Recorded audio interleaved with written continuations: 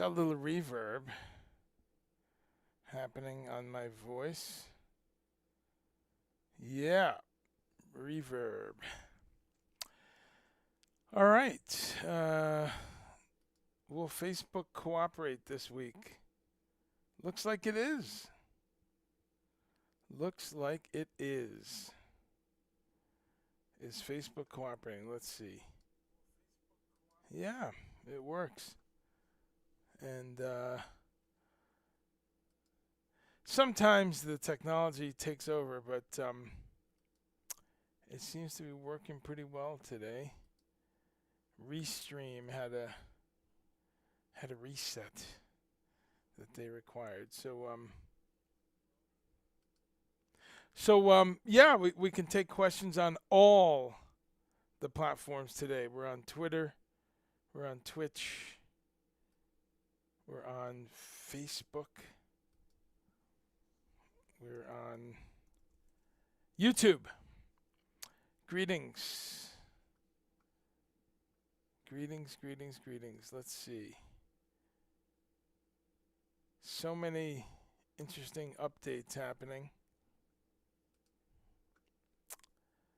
The Twitter stream is fine. Yeah, we're on all platforms again. There was a little glitch in time there with Facebook. Needed to work. Needed to recalibrate. Sharon Lynn Baker. Hey, how are you? I have things to take care of. Yes, lurking. Okay. All right. Well, today I've got a chat with a musician named Michael Bernier. He's going to teach me how to say it properly. And let me just make sure all the streams are working. Yeah. You know, you always have a couple people on YouTube who only watch on YouTube. It's very cool. All right. And looks like all the platforms are working, which is a big deal for me, you know, because the it just hasn't been working for Facebook anyway. Facebook particularly was not fancy that, right? Facebook is the one that gives trouble, but they're all working now. Christopher Lowry says a little bit more volume. I could manage that. Let's see. How's that? A couple dB up. How's that? And I've got some slapback, reverb, echo type stuff. Let's see. Let's get rid of that. Hey, 1 2 1 2. Yeah. 1 2. Yeah. All right. Let's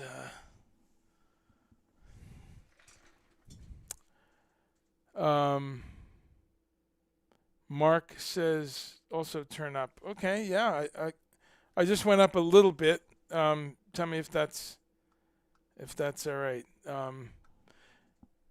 Yeah, the reverb's off actually. I'm getting a slapback for other reasons. I think I'm just monitoring. Bum, bum, bum, bum. In any event, yeah, let me know if that's a little louder, if that works. And okay, cool. Michael is here. We're going to bring him in. All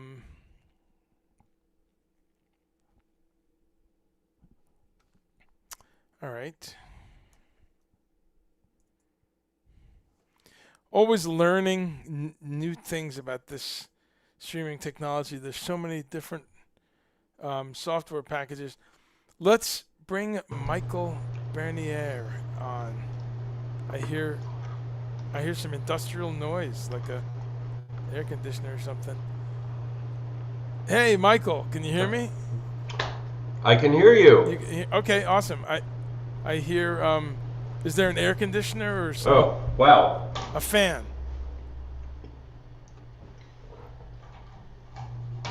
Yeah. What's that?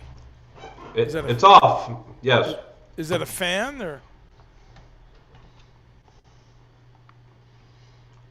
check check? Okay. Okay, Sorry, cool. I had Facebook running at the same time, so we had Little a, feedback. a little double Right, echo right. chamber going on. No, that was actually a pretty cool sound.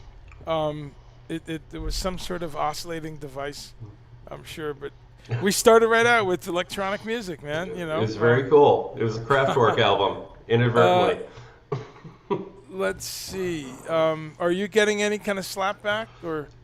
Uh, yeah, I'm hearing about 2 seconds of me after I say it on your side. Okay, let me make sure. Uh, It could okay, be the Amish Wi-Fi I have. there we go. I think my monitors were still on. How's that? Did it go away? Um, yeah, it went Okay, away. I had some monitor speakers on, but Amish Wi-Fi. Let's start out there. You're in Pennsylvania? No, no, I'm in upstate New York. Okay, so the Amish are all around that area. So They are. Yeah, they're yeah, waiting and yeah. watching. So well, cool, man. Well, let me start with saying your name properly. How do you say your last name? How do you say your surname? In the U.S., Bernier is Okay, fine. If you're obnoxious, and in France, it's Bernier. okay. If you're my second grade teacher, it's Bernier. If you're my first Oh, grade teacher, it's Barnyard, wow. which somehow that I, I don't know how that reiteration I've happened, been but there. yeah, I had a college teacher who just refused to say it, the right way, and I, so I have to ask you, can you please tell me your last name because I never say it right. yeah, it's Chumley. Really, just two syllables, Chumley. Wait, come on. Yeah, Really? yep, Chumley, Okay, all and right. it's English slash French. Those languages go back and forth, as Right, you right. know, and both of them have a bunch of syllables you skip over. I was born in a British colony, so we all had English names through slavery, colonialism, imperialism, whatever. A Right. lot of English names there, a lot of Dutch names actually too. But so it's like Leicester or Leicestershire or Worcester or Worcestershire in Right, English. right, right. They have all these letters, and it's Right. You go 2 blocks and you omit three of yeah, them. Right. exactly. Okay. So Bernier works. Okay. Um, well, awesome. Well, good to meet you again. I met you on some gig. One of the times you were with um, Stickmen. Yeah, I can't remember where. But I don't know if it was in this country or exactly, Europe or South exactly. America. I forgot. Well, let's start there. Let's talk a bit about music. I mean, you've got pretty awesome little setup there because I could see this is your teaching space and Yeah, yeah, I'm at the kind of studio. practice. And do I see Mahavishnu and the Smiths on the wall and Yeah, I all did kinds not of stuff? I did not strategically post these things, but yeah, there's Yeah. there's otherwise I would have put a like a solo flex and oh, he caught me Right. working Right. out. No, Right. Right. yeah, so so yeah, Mahavishnu, there's a Smith's poster. Kids come in here and they generally are sort of victims of just Spotify playlists, and they maybe if they're older, they've rated their older siblings' CDs and they're into 90s music, but I get a lot Sure. of clean slate kids who don't know, like, was Paul McCartney in a band before the Beatles, Sure. or after, or before Wings? Um, so I kind of put these up so that they ask questions. Sure. Um, so yeah, there's a lot of Mahavishnu, King Crimson, Jaga Jazzist, Stereo Lab, just kind of weird, sort of out of the mainstream stuff, so that they eventually point at it and ask me, "What is that?" And like, funny you ask. And Right. Right. then, yeah, Well, you raised two of my favorite topics before we get into some food. yeah, Is uh, Well, so many things there, but well, first thing is, and I teach not as much as you. I have about 5 students right now, but it's what's interesting is, I mean, to be fair, when we were 16, 15, 16, 18, did we know who was in, you know, Buddy Rich's band or Billy Eckstein or No. even that there was a guy named Les Paul? That was a Mm, big deal. yeah. I I I'm I don't know the answer to this. I'm always rolling around in my mind. Where do we sit with, like, there was that big flap when Billie Eilish didn't know some group, Van Halen or something, Aerosmith. I don't know. Yeah. And then there was an equal flap when Van Halen and his son were at some ball game. Did you see that? And Yeah. some guy said, "Hey, can you take a picture?" and didn't realize. So you have there's a real interesting A area there. rift. Yeah. I don't know. I mean, as long as the kids are searching, I guess they're gonna miss though decades of stuff. Yeah. Um, I feel like ultimately everything is contrived. They should at least know where it's being bastardized from. for the most part, yeah. Now, do You you know. get students who know about some of the really great and avant-garde stuff that's happening today, or do you get that? Do you get a student or two who's on the I weirder side? Yeah, I have a couple of students who sort of lean towards the but and I blame myself because I'll be like, oh, you like playing bass like that? Here's Roboto Bebop or like some weird avant-garde Polish jazz, and I'll Sure. plant a seed, and they have Google, so they fall down this rabbit hole of pedantic random creative improv jazz, Sure. and that's on them, if they make that decision. Otherwise, ostensibly, I could mention this to a student, and they're like, "He's weird, and this music's weird." I Right. get either one, One or the but other. it's just planting seeds. Some kids do take the initiative before I even sort of poison them with with suggestion, Sure. but and they'll come in, and like I was turned on to a hiatus coyote, which I just Yeah. didn't know about, and I was like, damn, like they're doing a lot of stuff that I like to do, kind of in separate genres in this combined approach, Yeah. and it's so seamlessly done. It's great.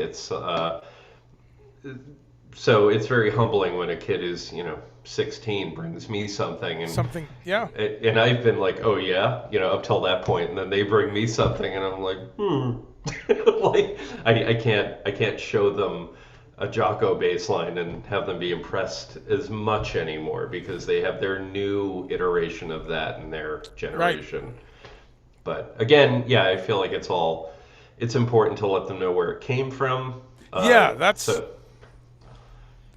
I agree. That's the key. And unfortunately for them, there's more and more history because now yeah, you got to talk about Jocko and Marcus Miller and ex- Victor Bailey exactly. and Alfonso Victor Wooten Johnson, and, yeah, and Johnson Brothers, and it just keeps yeah. going. Yeah.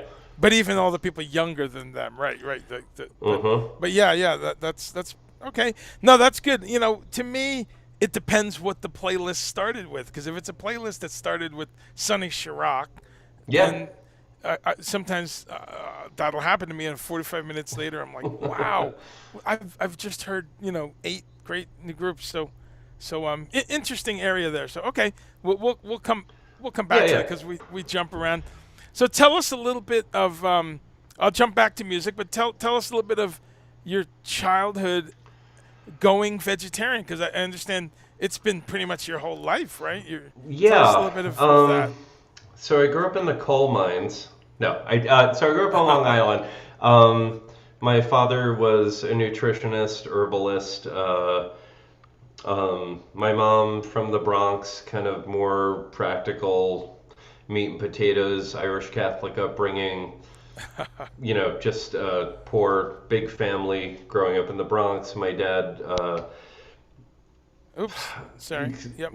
sort of I don't know, kind of an amalgam of Frazier, Timothy Leary, and Terrence McKenna, mixed Wow. with a dash of I don't know, Gary Null, if you Nice. Yeah. remember Gary Null. Yeah, okay. Very much. Yeah. I mean, he's still with us. So, um, but so my kitchen was not unlike this sort of hobbit shire. There were just herbs and supplements everywhere. If you opened the fridge, you would not find ring dings unless you went behind the ice cube trays in the freezer where my mom hid funny bones. Oh, In direct defiance of my dad, sure. you know. Um, so yeah, it was vegan, vegetarian. Um, my dad was great with supplements and bringing home health food store prepared food. My mom was, God, I hope she doesn't watch this, but was not the best cook. I don't know if you remember this product called Frittini, I think it was called. I don't know that one. It was a boxed in a paper bag, just sort of this dehydrated mulch, and you would add water to it, and make veggie patties. It was kind of like almost falafel, Oh, okay. frittini. That's what it was called. And she would dump that into 4 inches of oil and throw it on paper towels and be like, "Here's your veggie burger." So I had options, but I didn't have the best options. Eventually, I started as a teenager, started working in a health food store in Huntington, Long Island, and that just sort of became this conduit for me to get food. It's like, I'm going to work at this place. I'll get a discount. I'll be able to bring Yeah. home tofu and tempeh and raw soybeans and fake chick nugs and whatever I could get. So it became this ancillary. It was free food, Yeah. basically. So I would bring that home, and I was pretty strict. I mean, I was a teenager, so I would fall victim to junk food. I was also an athlete in high school. My dad had me on a strict regimen, but I was a teenager, so I had to defy that. So my two big middle fingers were, French fries or funny bones. Um, and I think it was SUNY Purchase, first year visual arts school. Someone gave me a joint. It was a cute girl. We went to the general store on campus, and she introduced me to Ben and Jerry's Chubby Hubby. And from that point on, I've been sort of this on and off vegan. Okay. I have these horrible trappings occasionally with Ben and Jerry's, Okay. which could be Well, worse. good. It could be It could be very worse. worse. Could be worse. And good timing. They have about a half dozen dairy-free flavors now. You Yes, see that? Candy, my wife, who is vegan, that's such a staple Oh yeah. Okay. for us. Okay. Yeah, yeah, So the that you've peanut tried butter them. chocolate vegan ice cream. Oh, Yeah, yeah, that's great. it has saved lives.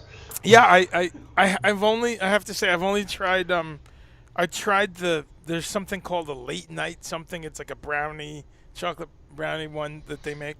I Right, right, tried right. that and I tried one other one that was too super sweet. But yeah, that's great that they've finally. I mean that of all people, you think Ben and Jerry's being right in Vermont would have been I on know. this by Yeah, like 1987, but um, hey, it's now okay. So better so late than that's never. Yeah. better late than never. But that's great. So growing up, you just had have you eaten meat? Have you like did you try some meat No, when you were no, never? I had a grandmother who, this was this very adorable phase she saw our family going through. So summers I would spend weekends with her, and she would try to feed me shallots, not shallots, scallops. Oh, Sorry, I'm just horrible with seafood names. Scallops was one thing she tried to sell me as they're like salty grapes. And I'm like, is oh, this meat? And she's like, no, just eat it. And I think I got two in and started throwing up. wow. 'Cause I hated it. And maybe even if I ate fish and meat, I probably would have hated it because I was a picky child. Um, but she would try to sneak chicken and Oh, things into food, and eventually, and it did not take long. I had to read her the riot act and be like, "I'm a vegetarian," and and so she would just make me Polish dishes, which were basically potato yeah. oriented things, Potato, potato and cabbage, onion, cabbage. Yeah, so beets, and greens. Yeah. exactly, yeah, lots of fermented root Yeah. vegetables, That's which I was fine with, and to yeah. this You day, know. I still love that stuff. You know, Yeah. it kind of turned me on to kimchi, and Yeah. so I have no complaints. That's awesome. No, some of the best food I've had is people are always surprised, but um, Poland, Bulgaria, Hungary, that part of the world. Once they know you're vegetarian, yeah, there's always a potato and some other root vegetable, and there's always leeks and delicious things with chard and Yeah, it's things like just that. sad. Sadly, it was always in tandem with starches, so Right. it might as well have just said Tor pounds Yeah, yeah. on the menu. So It's yeah, quite often I'd be in Japan or Italy, Germany, wherever, mostly in Japan, uh, where I'd point to the menu and be like, no, none of this, and they would right, like deep fry some taro root for me or right. something weird. It was even new for me. Sure, So I'd be sitting in the corner, like at the kids' table, trying sure. trying to enjoy this new thing. But yeah, it's hard. I mean, on the road, it's hard. You know this. You know, I it hasn't been. I hesitate to say it Was because it I've never. initially though? It must have been initially, No, aside I've from been bread. I've been really lucky. Um, the very first time I went on tour, I was about 25,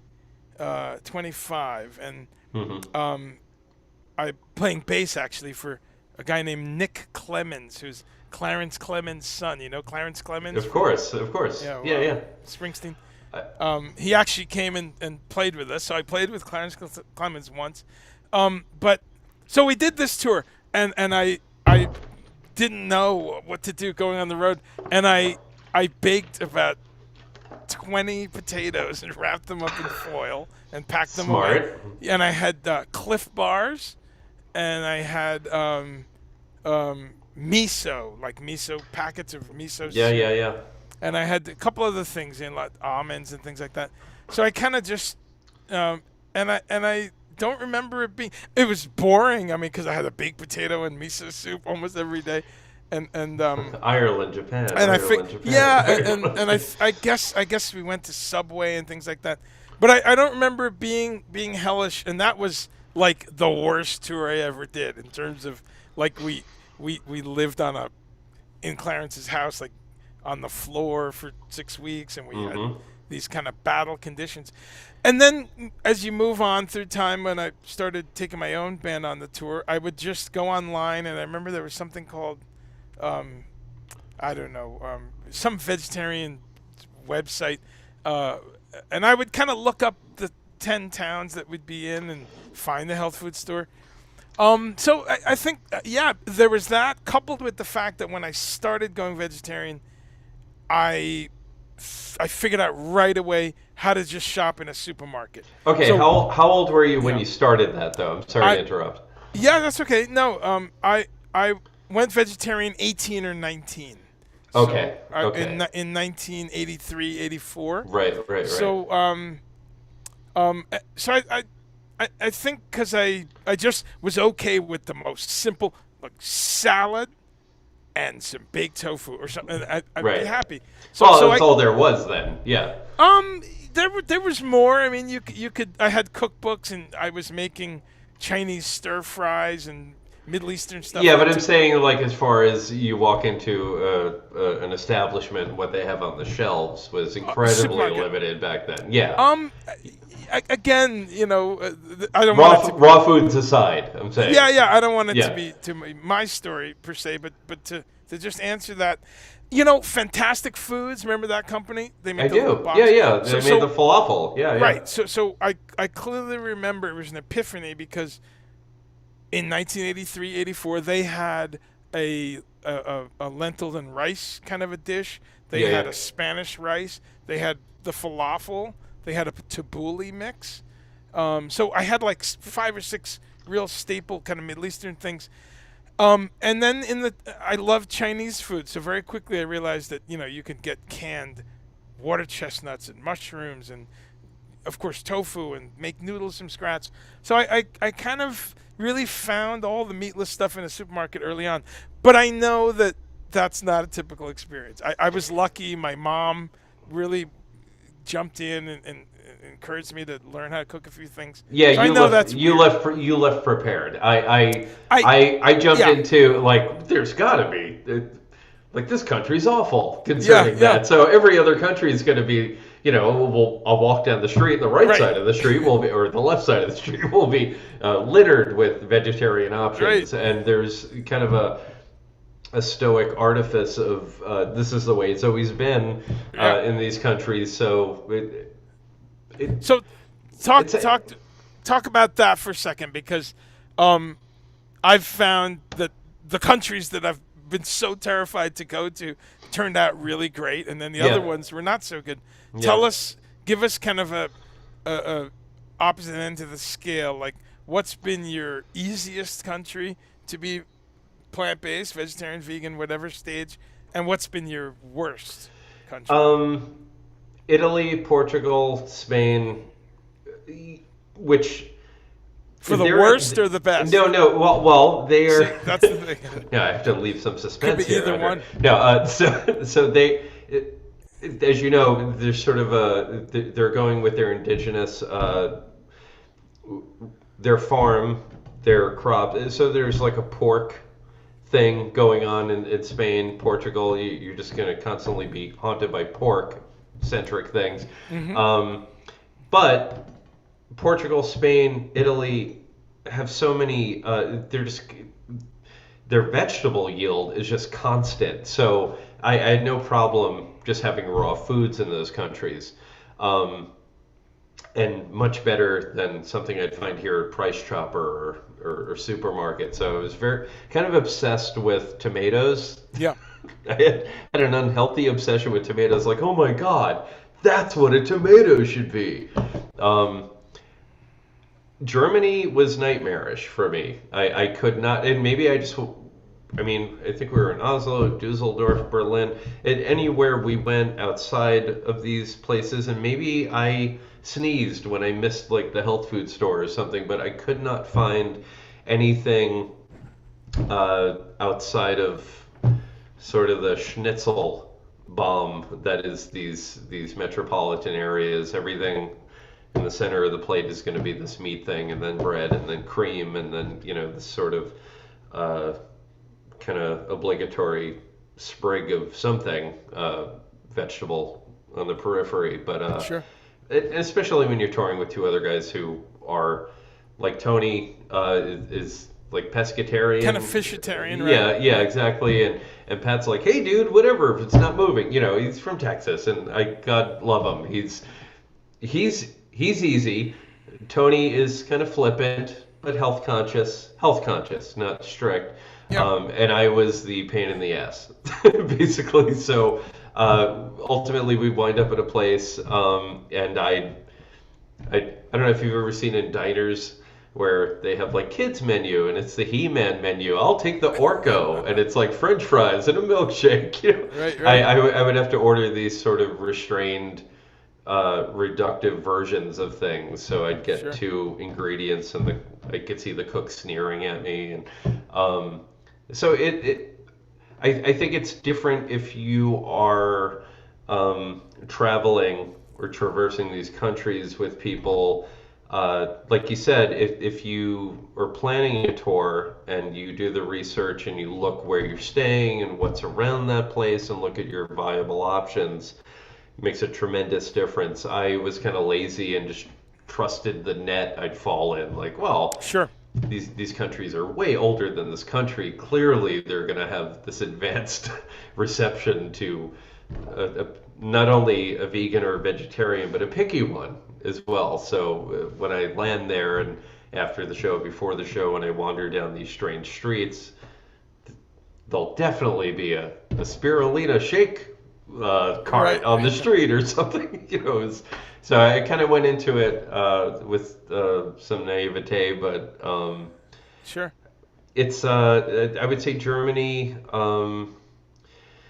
South America was hard, Argentina. Uh, it's again, it's just you fall into this cheese bread trap. Um, because it's where you are. Like it holistically as a band, you're moving into these places, and it's not always easy to run 12 blocks away when you're on a schedule to find that place.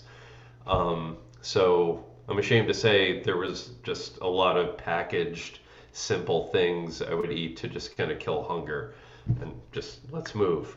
Sure. And so much bread, so much bread. Yeah, I had to change T-shirt sizes after each tour, for sure. I was like, bread again, bread again. We'd stop at an auto grill, and I'd come out with a big baguette, Sure. and that was it. Right. You Right. know, At least the bread is so much better in Europe. yeah, yeah, Well, you're raising an interesting point, which, and I think you nailed it. You crystallized it. It's kind of who you're moving with. yeah, Absolutely, because on some tours for me it's been easier than others, but I'm just thinking about it, and I'm often the tour manager, so right there I'm able to make sure that stuff's on the rider and stuff. yeah. That's leverage. And then Yeah, I'm thinking, I'm trying to think of um, I haven't been in very many. Well, there's been a couple tours I've been on where I'm the only person that's anywhere in that spectrum of meatless and vegetarian. Um, I'm usually fortunate. There's two or three or something.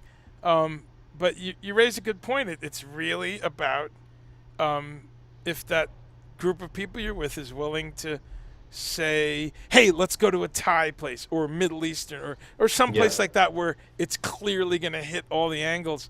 right. But you're right. If you're in Germany and it's a German restaurant, the pickings are not impossible, but a little slimmer, and Yeah, and even worse, I find when you're somewhere in another country, and it's a place that caters to Americans, because yeah, then yeah, it's even more yeah. devoid of Yeah, I kept hoping that we would eventually tour in India at some point, ah just so I'd have my heyday, right, like, yeah, um, yeah, it's Japan was probably the most arduous for me. sure, And I actually at that point I said, okay, Michael, we're not gonna let's not fool ourselves. We're not gonna find. I mean, we'll find tofu and we'll find seaweed and sure, in every form of seaweed. But I can't read these signs, and right, I don't know where I am, and everyone's looking at me because I look. I'm a 6'4" fair guy walking down the street. sure, And so I found a Subway, I found a McDonald's. I went into the Subway and I'm like, okay, I can get like a veggie delight here. You can't. It was still pork, right? it was mostly an aquarium when I walked Yeah, in. yeah, It was like it was just random things with suction cups, and yeah, it was very cooked in surreal. pork. Yeah, I felt like I was in a David Lynch movie. The menu resembled nothing. So how many times have you been to Japan, and what was the first year? Uh, we go twice, I think, once or twice, or 2010, the end of Okay. 2010. Okay. Yeah. So, and I ask because two reasons. Because, well, 2010 it was just starting to be available, but you really didn't have good ones. But yeah, let's scratch that. Now, of course, as you know, there's these really great apps where you can point it at the package and it'll translate. Have you seen that? No, Google. no, Yeah, no. actually, But it's not even an app. It's just Google has a function that okay, yeah, it's great. You just to get that package of whatever, and just like this is a can of yerba mate. You right, just right. hold it up in Japan, and you just go over the words, and it puts it in English on your screen. So that has been amazing. Tired of because thinking? Yeah, it's like your phone will do well, it for you. Yeah, no, it's tired of great. not knowing a very difficult Yeah, language. yeah. Yes, but yeah, that's been um, maybe the I've been to Japan 8 times, so I would say maybe the most recent 2 times I had that, something like that. Yeah. So, but I completely concur with you on the first couple trips. Japan is once you crack it, actually, it's an incredible place for vegans, vegetarians. But man, I was nowhere as you near said, that. Yeah. yeah, as you said, the first time or two. Um, I also do a thing. I have it right on my phone here. I just have like little screenshots of like little Oh, okay. Look at Japanese, that. you know, onagasmashu and arigato gomaeshita. I have little hello, thank you, and all that. Yeah, yeah. But then I also have oniku nashi, like I have stuff like that, and that way you can That really was very convincing, by the way. sakana nashi. What's that? Oh, sh- No, no, um, your pronunciation. It sounded like what? you had not just read that. Well, thanks. Yes, those are some of the ones that I remember because you're saying it all day, right? Right, right. Shokoputsu no mi. So once you kind of give them the 3-part thing of no meat, no fish, and shokoputsu no mi, which is plants only, then you Oh, just get okay. you either get like I don't know, but not here, buddy. You either get that or you get a very encouraging thing, and maybe even they'll say in English, vegan, vegan, whatever. Sorry, folks, for the Japanese accent, but that's how someone would sound. Right. I feel like in 2021 you have to preempt the Twitter stream of but I- the first few times, like you said, not only is everything seafood, but the funny thing is pork.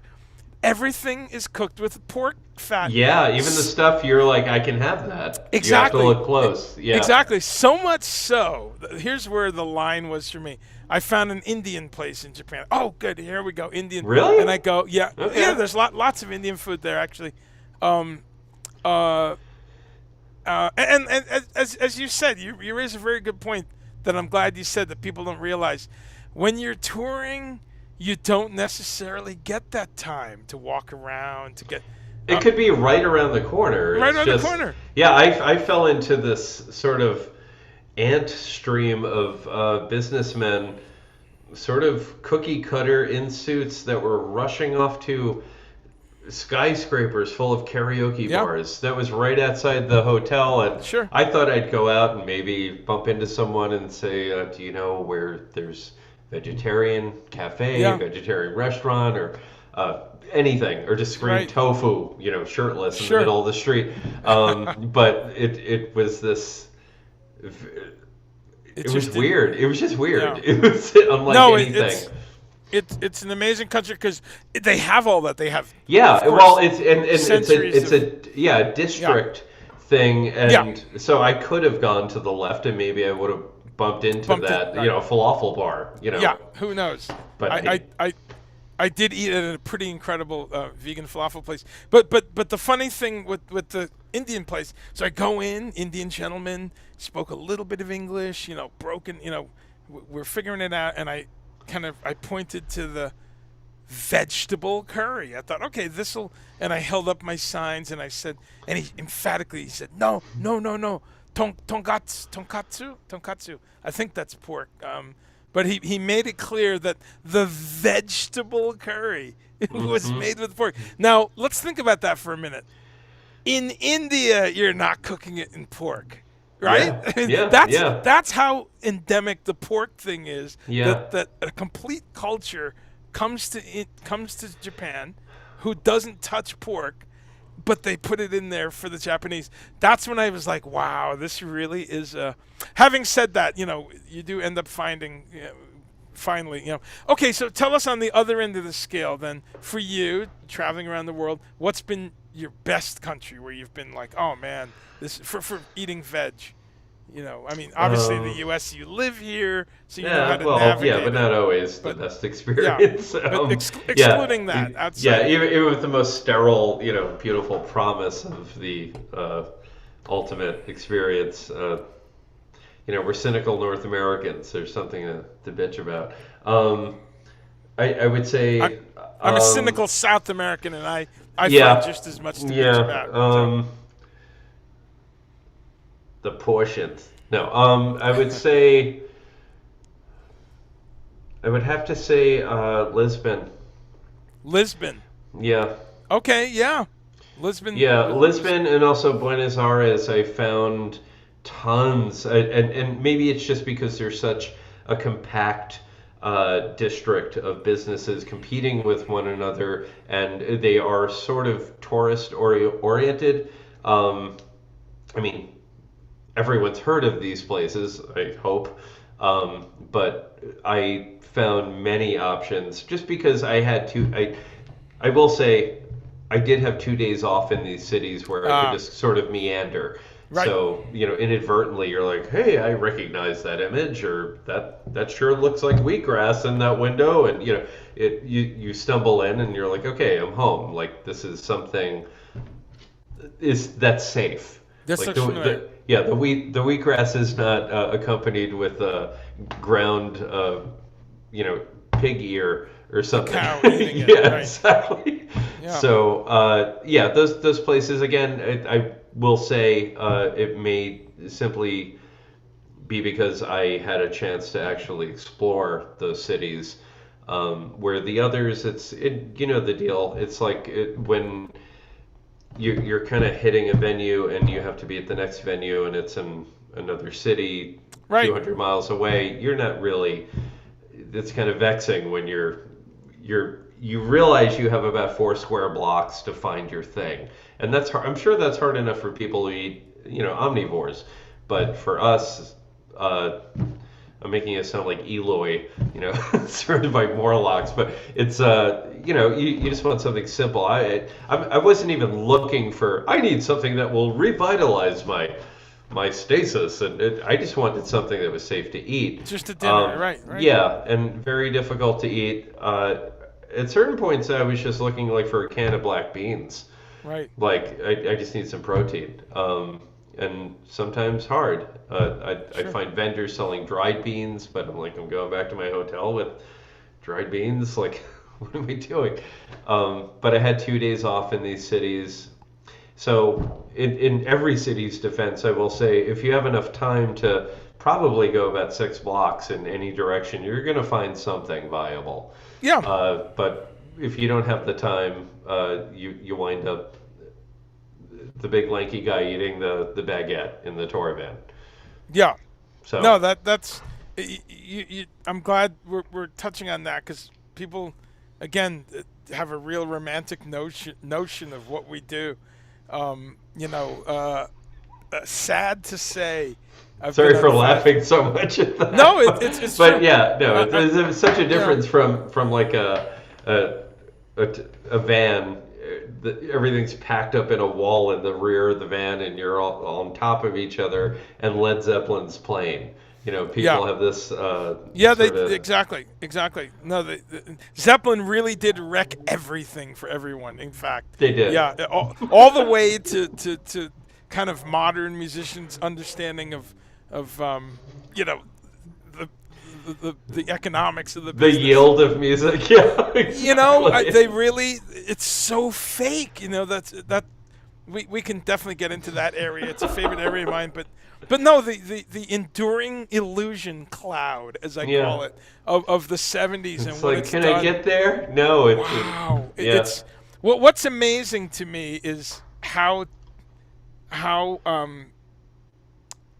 how few musicians really look at the long scale of, say, the first time a cave person took two pieces of wood and went and realized, hey, there's two notes there, hey, or that's copyrighted, by the way. there you go, or Yeah. they blew over a hollow reed and made the Hmm. first, and any whatever you want to call the first, or just listening to the birds who were Yeah. actually making pretty incredible music, but if you scale that, like you just say, from here to here, and here we are Yeah. today, the amount of time that we have recorded music and sold it as a product couldn't be shown on that graph.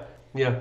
So there's this interesting disconnect, and then there's this disconnect again, the Led Zeppelin reality with what we really do, where we're out there just slogging away and not really seeing Paris and Yeah. not really seeing Detroit or anywhere. Yeah, Um, my daughter asked me recently. I think every teenage girl has at least my uh, amalgamation of every teenage girl, because I grew up in the late 70s and 80s. They always have to have a black and white photo of the Eiffel Tower in their room, and Cabbage Patch Kids on their bed, and a denim journal, and a Scott Baio poster. I'm keeping it current, right? yeah, Um, yeah, but and maybe a black and white photo of a toddler boy and girl, but only the rose is in color. Like it's this black right, and right. white. Okay, but yeah. So my daughter was like, "Daddy, tell me, did you see the Eiffel Tower?" I was like, "Yeah, I saw the tip of it." Yeah, Like we were on the outskirts of Paris. We were on yeah, our way to Marseille, and you don't get to see that stuff. I mean, yeah, maybe if you're lucky and you have a yeah. day off or something, but yeah, it's not. No, It's not the montage people think it is. it's not. If you're lucky, you get back to places a couple times. It took me, I don't even know. Let's call it third or fourth trip to Paris. When I finally did have time off and went up the tower and all that stuff, but it took a bunch of times. The first time I was there was fun. I was there with Al Di Meola, and we played 2 nights at New Morning. You know that place in Paris? I New don't. Morning. Yeah, Yeah, it's a little. I'm sure I saw the tip of it while we were Yeah, driving through.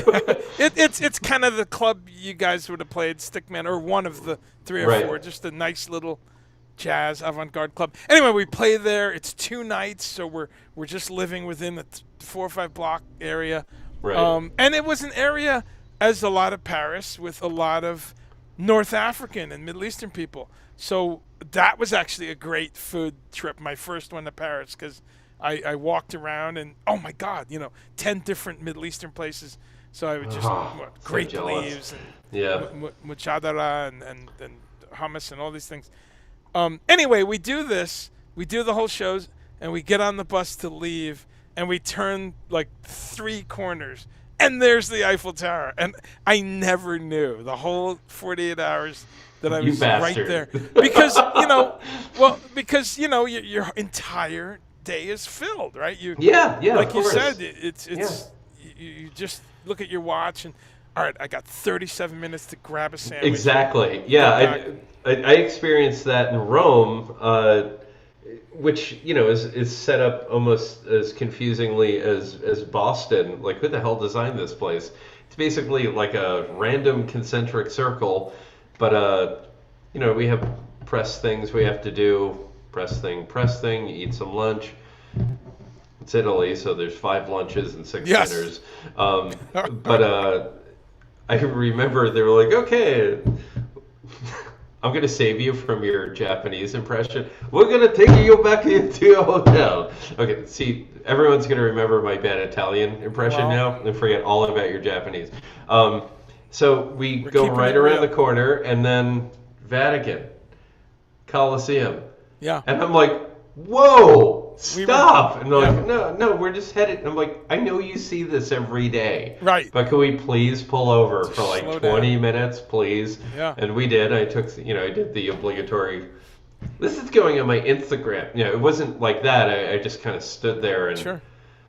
I was like, wow, Russell Crowe fought here. No, I didn't say that. No, but no, but it was profound, but it was 20 minutes of most of a day, which was, business. And Right. so it's amazing when you do get to see it. But I'm happy for you. You actually got to go up into the Eiffel Tower? I did. Again, here's what I do often, especially touring with Yes, the last decade or more. When I see where we're finishing on tour, like we Yeah. finished the most recent tour in San Francisco, another one ended the year before that in Tokyo, a few years before that we ended in Paris. What I will simply do is have the tour manager fly me home 4 or 5 days later. So the tickets bought already. They Okay. were flying me anyway. But now I make a little 4 or 5 day holiday Yeah, yeah, and yeah. and Brilliant. Yeah. pretty inexpensively because I usually get a deal on the hotel, whatever it is. But I'm already there, so I Right. my other half usually I fly her in, and then we have a pretty inexpensive little holiday. So that's kind of my trick way to do it. Tack it onto a tour. So Right, so right. I did that at one point, yeah, and we got to stay in Paris for 3 or 4 days, and it was great. It was my first time to, not be looking at the watch and kind of, Right, right, but right. but just as you have on the in the middle of tours, you have those days off, and you do get to explore. So, what's one of your favorite foods? Like, what do you kind of even at home? Is it Thai, Mexican, Middle Eastern, classic Um, American veg? I What's your like death row meal for me is shag paneer, oh which has yeah dairy, but shag paneer. I'm big Indian, yeah so like they're putting me in the chair. I want samosas. I also want Thai spring rolls, like the real deal, oh yeah not the bullshit from you know like a chain Thai place. sure But I,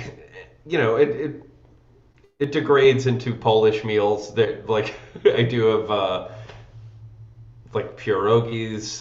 yeah There's a dish my grandmother used to make, Polish grandmother, called kluski. I can leave you a link to my hilarious Borat-ish instructional video on making that. oh that'd be great It's so stupid. It's just potatoes, onions, flour. You can add cottage cheese to it if you want or not, but it's sort of a um, I want to eat something that will make me fall asleep in 3 minutes. Oh, now there's this. So it's kind of a coma-inducing Slavic meal. It's very rich. Yeah, I would say I always go to Indian food. It right just feels like that is my flavor grounding, desirable place to go. It no that's seems a good that's my palate. And I do love Asian food. I love Chinese, Japanese. I love avocado rolls. But I always feel like I'm flirting with something a little bit more savory and grounding, which is always Indian. I always come back to Indian food. yeah I just need more information in the seasoning with the food I eat.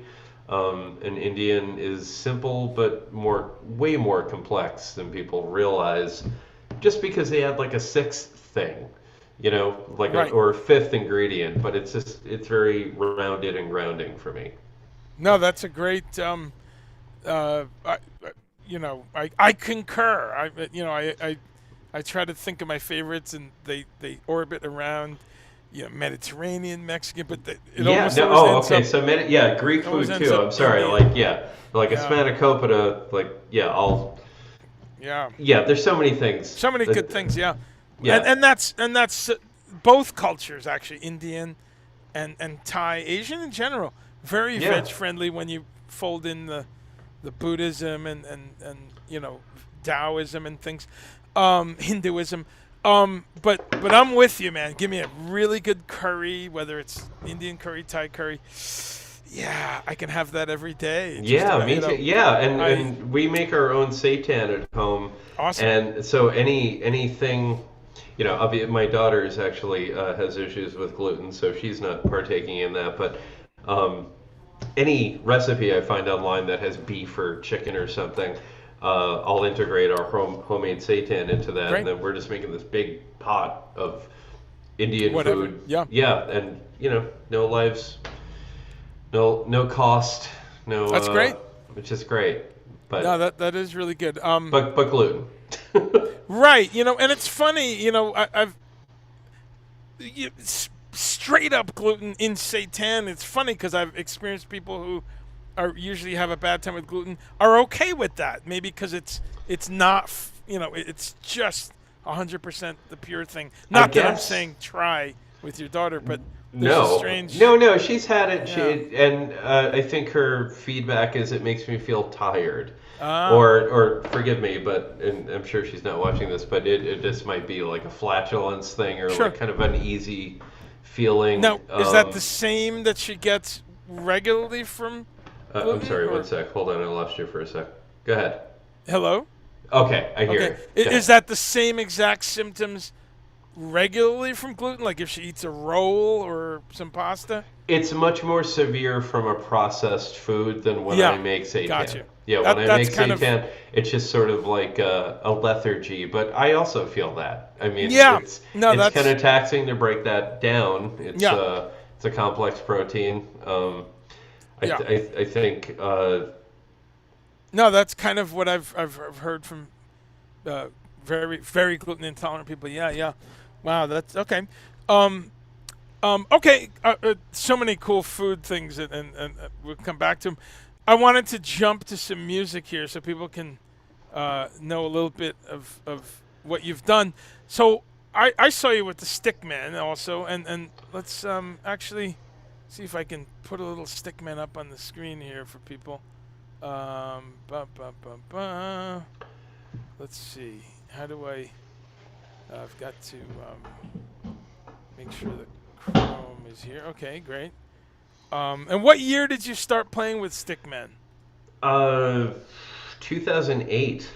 2008. Okay. Yeah. And is it still kind of on and off? I mean, No, you're no, kind of no.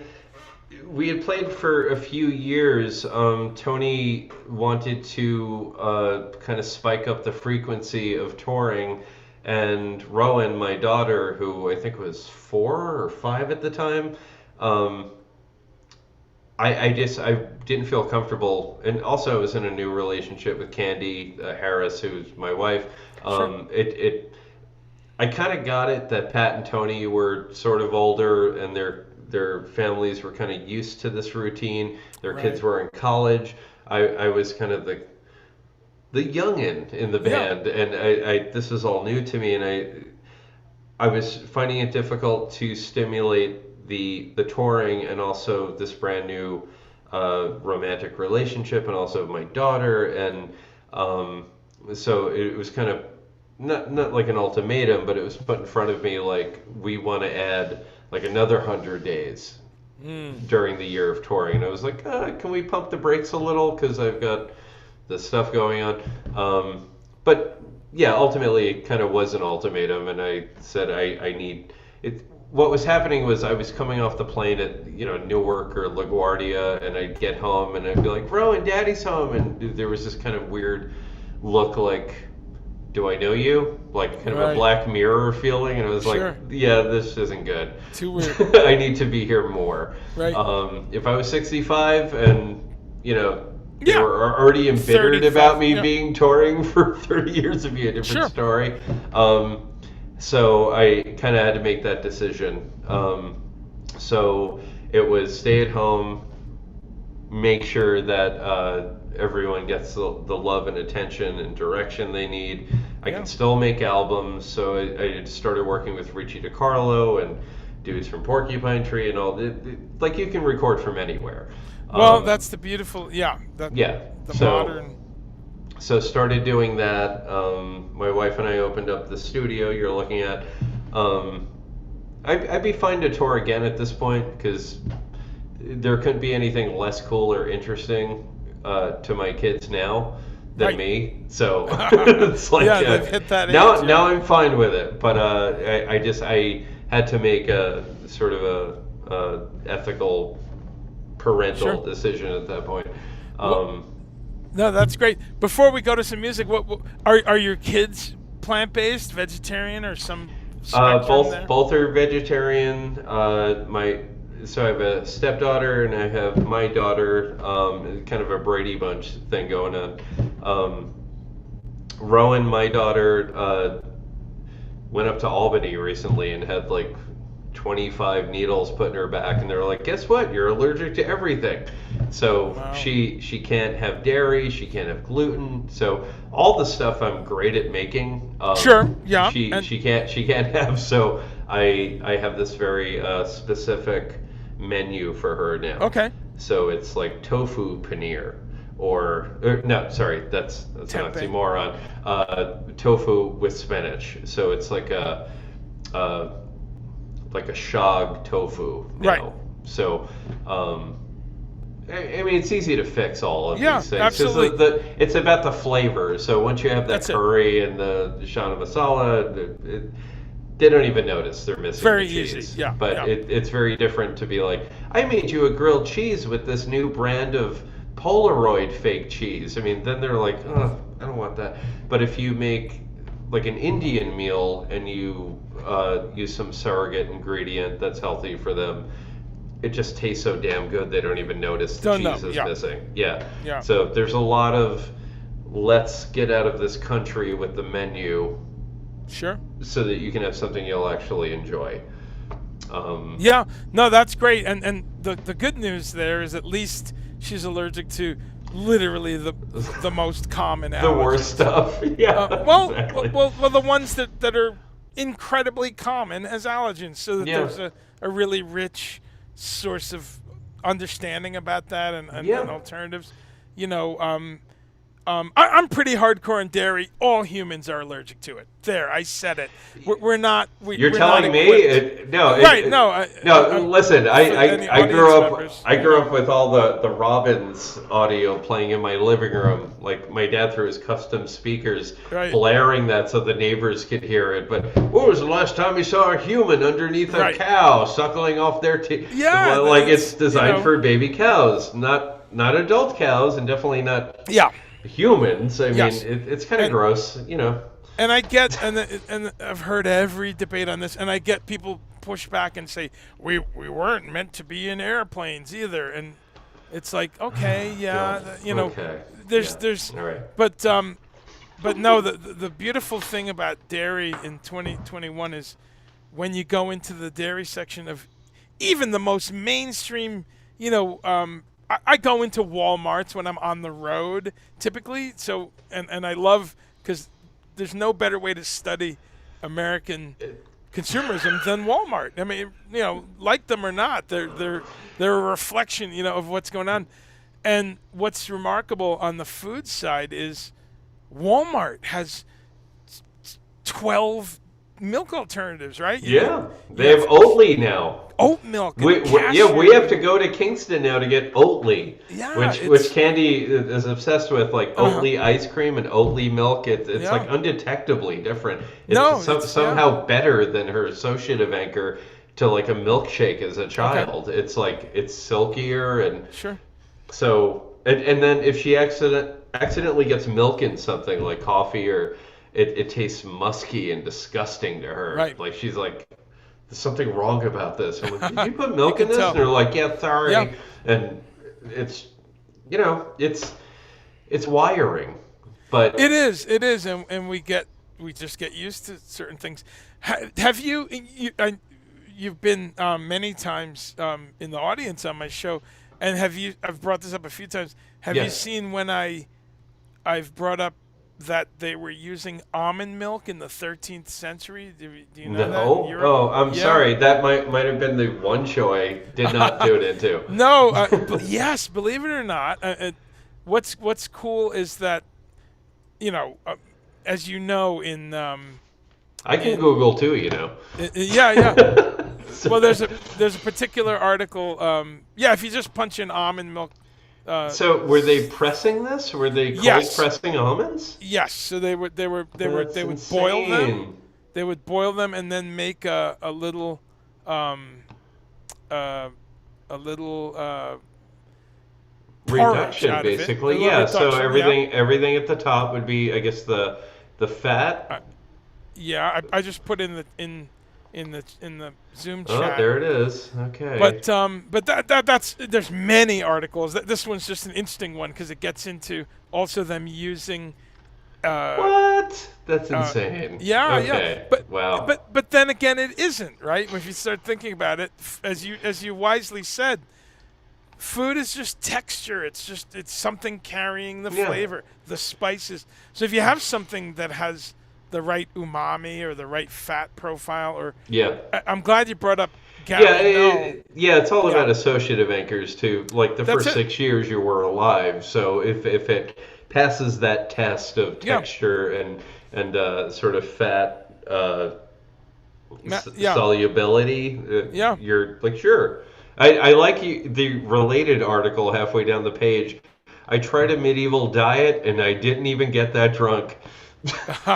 That's great. I got to check that one out. Sorry. Um, Okay. no, it's. I love that you brought up Gary Null before because Yeah. one of my major teachers. I mean, I used to live near New York, so I used to listen to um, Pacifica Radio, Yeah, yeah, yeah, WBAI, yeah. for all kinds of reasons. Great political reports and Mm-hmm.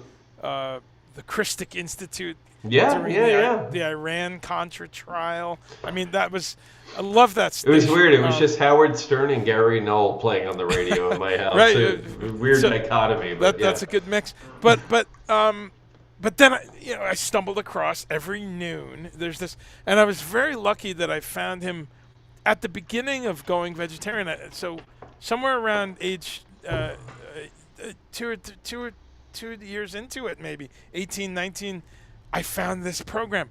So really was a university education, just listening to him every day, and that science-based look at what do you need, Yeah. protein, what vitamins, what minerals, Yeah, it essential wasn't fats. biased at all. It was What? just No, really, raw. Yeah. fantastic. So, but my point there is that a phrase I heard from him that still sticks with me, talking about this, mouth feel.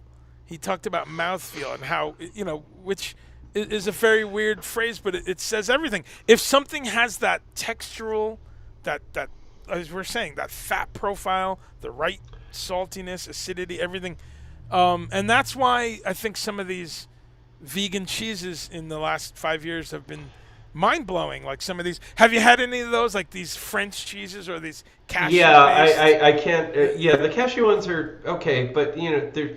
I'm sorry, I can't not say this, but Yeah. there's a show called Brooklyn Nine-Nine. I don't know if you ever Oh watch yeah. it. I've a Okay, couple episodes. yeah. I So don't know. there, the chief and one of the one of the cops are always talking about restaurant reviews, and they're like, "Oh yeah, no, it scored a 9.5 on mouthfeel."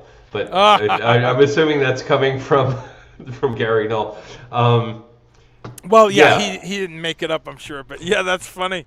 no, That's but it is an integral part of the way we enjoy things. There's yeah, kids are, I think, the most explicit with try this, and they're like, "Ugh," right, it's right. If you're lucky, they get some really nice variety early on. Yeah, there's this company Rind in New York. I'll put them up on the screen, and they're doing these French style soft ripened like Camembert and Brie and what? dude, this is put it this way: the New York Times wrote a rave article about I'm them. so out of the loop, Andre. Like, Yeah, my friend, I have to mention him, Mike Engel, one of my best friends since like first grade. right. He stood with me. He was like kind of had my back through me being vegan, vegetarian, through elementary school, high school. Like everyone would make fun of me. I'd take out my Eden soy and like my Sure. tofu sandwich and be like, "Hey, you faggot! What you eat some?" And they'd eat their hamburger in my mouth and go moo, Right. Been there. because bully movie. And now he's way more stricter than I am. Right. You Um, said you brought him up. Right. I yeah, have one. Yeah. he's got like a not that Morrissey is it's like bringing up Louis C.K. now, but Morrissey he had like a Smiths Meet His Murder band, and it's funny how you can actually deter or alienate 10 people, but one or two of them are like there's something to this, and I'm feeling it. Yeah. Compassion. Either it's empathy or compassion, or it's just the awareness of like, oh, that's poisonous, or Yeah. that seems intrinsically poisonous, or that seems to defy, like on an evolutionary, circuitous scale, that seems wrong. Like, why am I drinking cow's milk? You have pragmatic people, and then you have empathetic people, and sometimes you have both. This website's insane. Are these real things? These are real things, my friend, and what's great about the past 20 years or so is the embracing of the idea that we love savory, Yeah. rich, amazing food. There's this myth still that vegetarians they eat celery sticks and Yeah, they rapid don't like any food. spice. Yeah, no. It's and I'm so happy that there's been this massive. There's 6 or 8 companies on this level Okay, that so I know of I have to making. interrupt you. So this is like blowing my frontal Yeah. lobe out of the water. But he had taken me to a place in Brooklyn, of course, in Oh, Brooklyn, yeah. maybe 13 years ago, Right. and they put a menu in front of me, and he's like, "I'm paying," and I was like, "Okay," Okay. and I'm looking at the menu, and everything's like Peking duck and roast beef, and I'm like, Oh, "Michael, yeah. I'm not gonna eat any of this." He Uh goes, huh. "No, it's all vegan." Right. And I went, "Yeah, but I don't know what these things are." He said, "Get the Peking duck," and I went, "Oh, that's just the connotation is great." He Right. said, "Trust me, get it." So I got it. It was amazing. Yeah. It was probably I like mean, I don't tofu skin. know. I've never tasted meat in my life, so I don't Oh, know. right. So I'm like, okay, sure. And he's like, it's good, right? I'm like, yeah. I guess I can't tell you if it's tastes like Close to the right. whatever. I have no relative associative anchor to this. And he was like, yeah, but it's good, right? I'm like, it's very good. It tastes like seitan, but with kind of a miso kind of sulfur thing. Sure. And he's Sure. like, okay, I get that you'd say that, but it does taste just like Peking duck. I'm like, I Yeah. take your word for it. But $35 later, it was this very small portion. But this place, it was a whole kitchen full of Asian people. Um, Sorry, that sounds awful. Asian culinary geniuses Sure. creating these taste-alike items. Okay. And they also fed the inventory of the shop right down I think, like 3 stores down. You could buy their frozen versions of this. So you could bring home what you ate at the Sure. restaurant. Sure. And And prepare. they went out of their way to color it and make the texture look like Sure. what you were comfortable seeing before you became vegetarian or Yeah. vegan. Yeah. Which is weird. Not weird, Well, but good. yeah. You have It's to seduce that if you've had it your whole life, you kind of need something familiar to that's ease. one of the And I yes. get it. That's one of the customers that's out there exactly. And I'm most fascinated in specifically China because you're talking 5,000, 7,000 years Yeah. of kind of Buddhist menus. And when you read about those ancient histories, the Buddhist monks, when they Yeah. came to a place of developing what we know as modern Buddhism, and they were talking about compassion and animals having a soul and all of this. Yeah. There was a moment where they said to their chefs, we don't want to kill these pigs, these cows, these animals, but we want traditional foods. And that's when things like seitan and ways of preparing sweet potatoes and pickling different root vegetables and Yeah, getting starches, those textures. proteins, and getting the Yeah. flavor into them. Yeah. And getting those. It's funny because in a way, and this gets really philosophical, but in a way, animals taste like the plants they ate. Yeah. I, No, I it's mean, that. that's a Yeah. very common thing. I mean, in France, there's different things you can do, feeding cows clover or onion sprigs or different things. Yeah, and just it say flavors their milk. examine. Just look at honey. Right, right. So Like it's right there, you've got Yeah. like, why is this so dynamically different tasting? Yeah. It's just pollination. processed by these animals. Yeah, Insects. crops ingested. It's so yeah. No, it's. I mean, tissue. If we take away the moral thing, the very what's the word? Well, compassion. I mean, I think moral wraps it up. Well, That's yeah. good enough. If we take away the sort of the tension Right. between people who are like, "Fuck animals, they're here to Right. I'm higher If for they the food weren't- chain." It's okay. If they weren't that's made great. of meat, then yeah. Yeah, it's their fault for tasting so good. Right. You have every douchebag. Okay. Anyway, so if you if you sort of meet in the middle there, there is the reality that they are just complex carbon-based protein vehicular ambulatory things. Yeah. Even if we like take away the soul, the spirit, anything that's sort of spiritual. If Mm-hmm. we leave that heightened awareness about Right. them, that you and I know, like we can't help but be compassionate, empathetic. So we just look at them as ambulatory things. Right. So they're complex protein carbon based things, and they are processing and storing these things. They are oxidizing what they ingest. They are processing this and they're feeding themselves. All of those things that they're eating, if they're eating barley grass or they're eating hay, crop, corn, it's being oxidized, it's being fed into them. People who are eating them are also getting all of the oxidized byproducts like uric acid and colon germs, but Yeah. don't mention that to them. Um, I have to mention this. This is really funny. I don't know if you were in New York like in the mid 90s. Yeah. Okay, so if you remember Tower Records on Broadway. Sure. So Broadway and Broadway, Fourth yeah, or Fourth so. and St. Mark's, like Yeah. 2 blocks from there. Uh-huh. Uh, I went there. This is under the umbrella of Gary Null, actually. But I went there. I was actually there to see They Might Be Giants play live.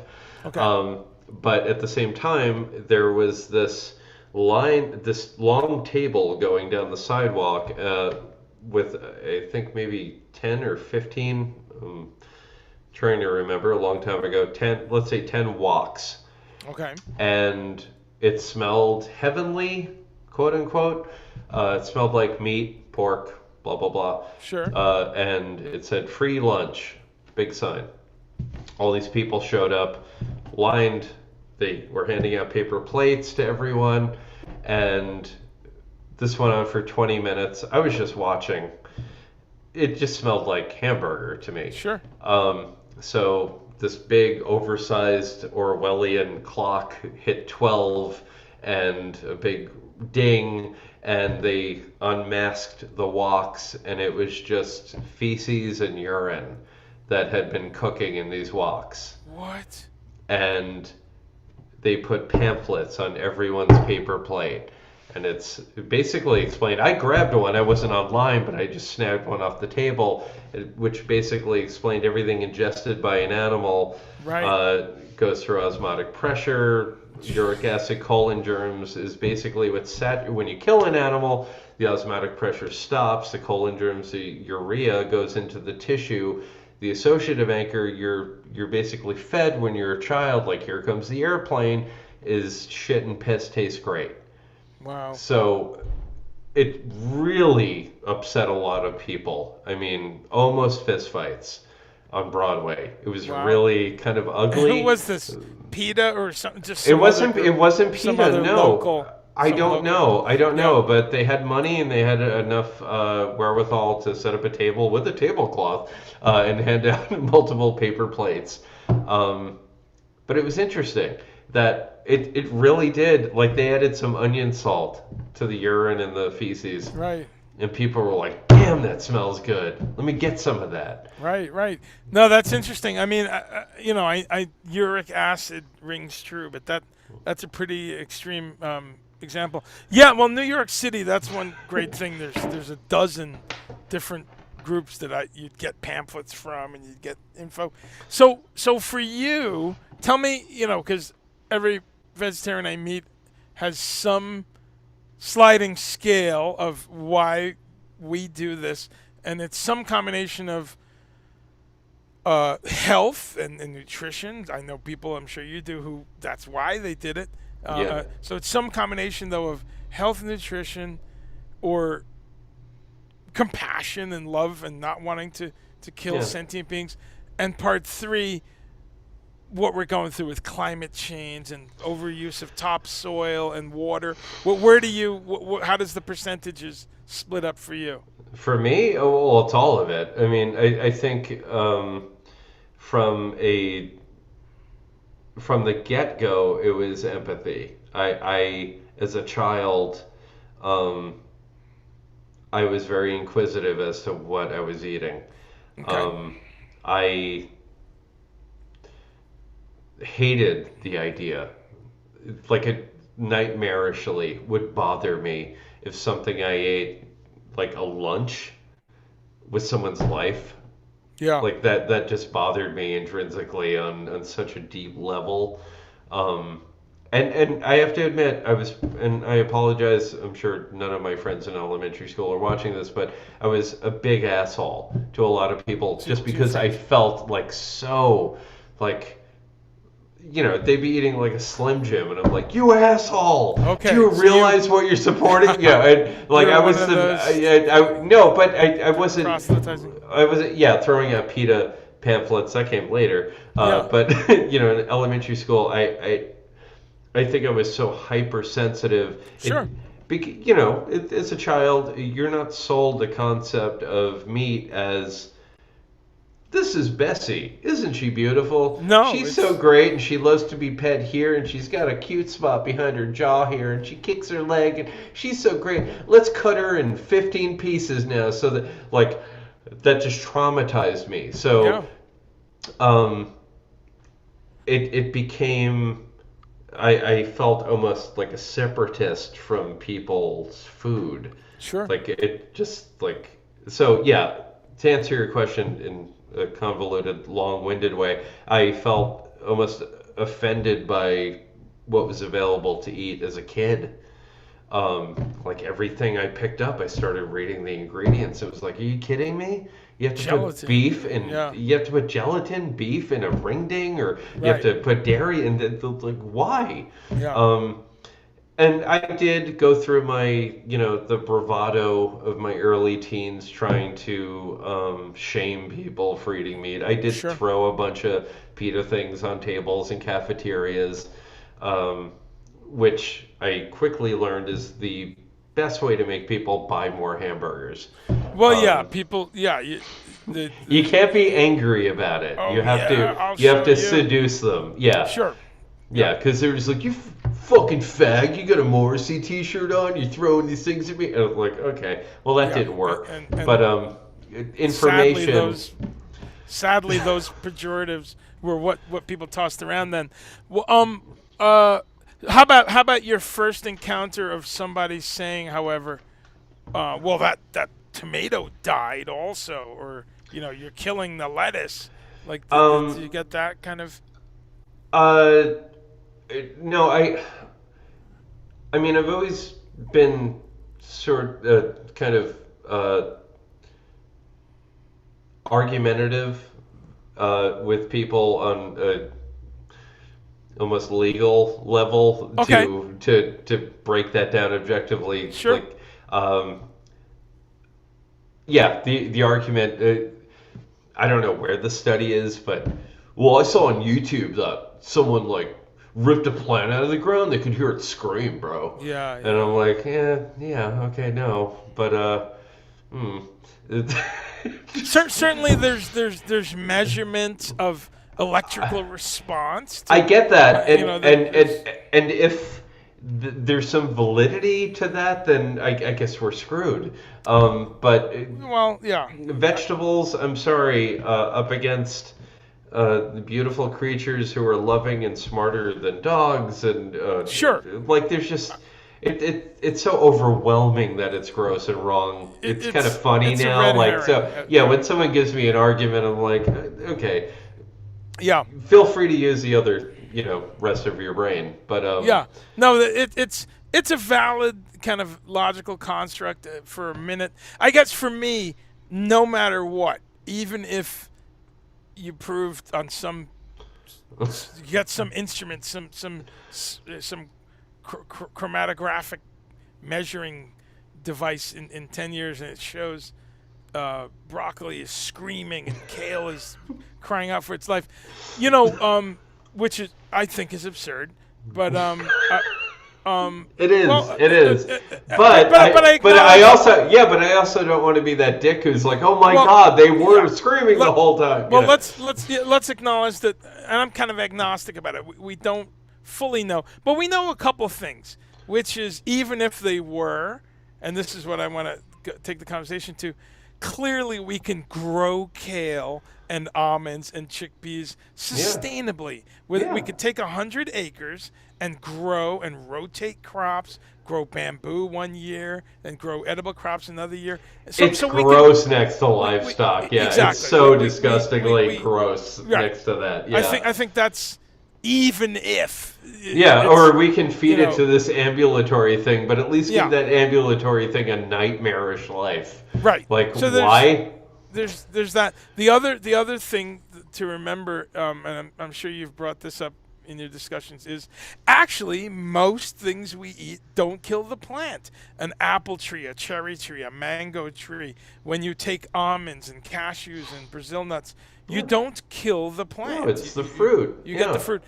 It's really root vegetables where you kill the plant because you dig them up, and even Except for ginger. uh, well, you dig it up, but you do leave some of No, it there. you Kind can of take yeah. You notes take of bits. ginger Yeah, and garlic, and sure. you can sustain There's that mother let's root. say there's some well garlic's growing above the ground, but let's say there's yes you could do it, and let's say on a commercial level they probably dig up the whole thing, Yeah. but the point being is it's an interesting pushback. I hear it from people still, and it always puzzles me because it it falls apart under a lot of scrutiny. What's your take on how things? And this is something I bring up on the show every week. You probably see. What's your take on this real revolutionary thing that's happening the past 3 or 4 years, where you've got Pizza Hut, Starbucks, mostly overseas, but you've got Burger King, McDonald's, White Castle, all these mainstream, and all the way to in the supermarket, Green Giant, Bird's Eye. I mentioned Walmart before. Their house brand now. I haven't tried or seen this in person, but I see they've got like an unchickened version of this and that. What's your take on this explosive growth of these things? I haven't seen that. I'm in upstate New York, so it's like Price Chopper, Walmart. There's an Adams, there's a Hannaford or Canterford, and I do What's it see. called? Sorry, can't afford. I call it Canterford. It's Can't afford. Hannaford, yeah. And Price That's good. Chopper is like, they're Sure. not, sharpen the knife, please. But yeah, I do see those things. I would love to see those things as, some marketing agent started listening to Yanni and found his center and was like, we need to have options for these vegetarians. Right. But I think it's a money grab. I think they're seeing a unilateral unfolding of people offering vegetarian versions of things. I'm seeing what kind of grossed me out was a Price Chopper. I hate that Morningstar Farms is basically a subsidiary of R.J. Reynolds. I Oh don't know. yeah, is that who owns them Yeah, now? Yeah, yeah. I know they. It's just fucking sad. Sorry, I cursed. But anyway, can we do that here, or should I Yes, not do that? say Okay, good. Okay. any of the seven So, okay, banned very words. sorry. All right, thanks, George Carlin. So yeah, they started making this like Mickey Mouse shaped chicken nuggets, fake chicken Oh nuggets. wow. So it's Yeah. weird. It's kind of like this Disney esque. So it's like everyone's like getting a little clusterfuck on this item. So Disney's getting a little bit. Morningstar Farms.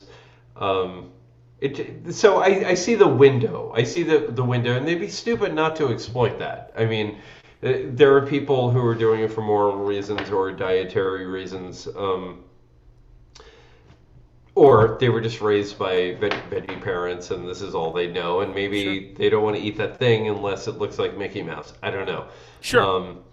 But um, I think more is better. I'd rather have a bunch of companies reaching and overreaching, screwing it up and fixing it, and having more. I mean, this is the frontier. This Yeah, is like, please mess up, and please have a shitty chick patty, and please have a shitty Boca burger, so that the next company can improve can upon just yeah. that. So we need our mistakes, clearly. I mean, that's how we got here. So I'm all for that. It's a little weird and clumsy, some of the products I see, but I like that they're happening, Yeah. because Okay. that's how we get to the thing that we tell each other about, like, oh dude, you gotta try, oh my god, riblets by Morningstar. Right. Although I Right. can't find those anymore. It's Okay. they were great, but no, it's like eating an earlobe with barbecue sauce on it. You know, it's everyone's got to complain about something.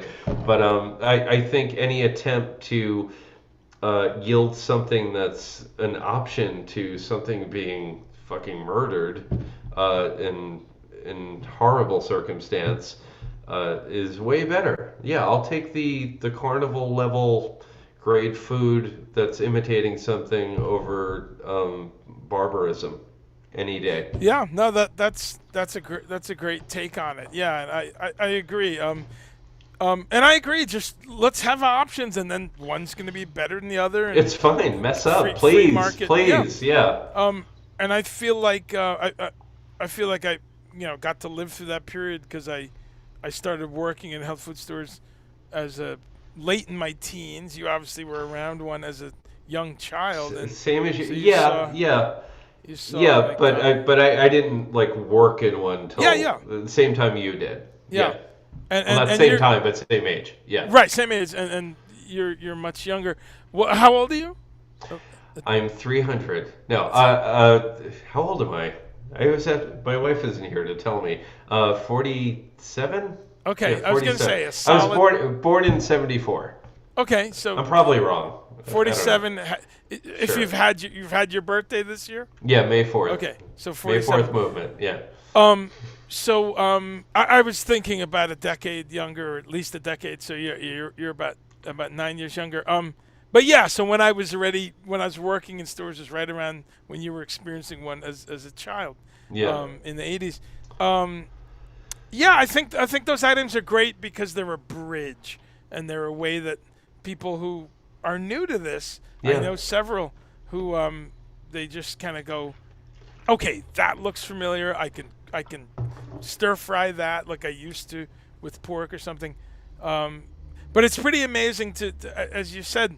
There's a lot of different reasons. Some of them, I love that someone listened to Yanni, and so there's some people at these companies who are having a journey. We're also in 2021, and now the CEOs and the marketing directors and the research Yeah. directors in these companies are people in their 30s and 40s who grew Yeah. up like you did. So it's a sea change.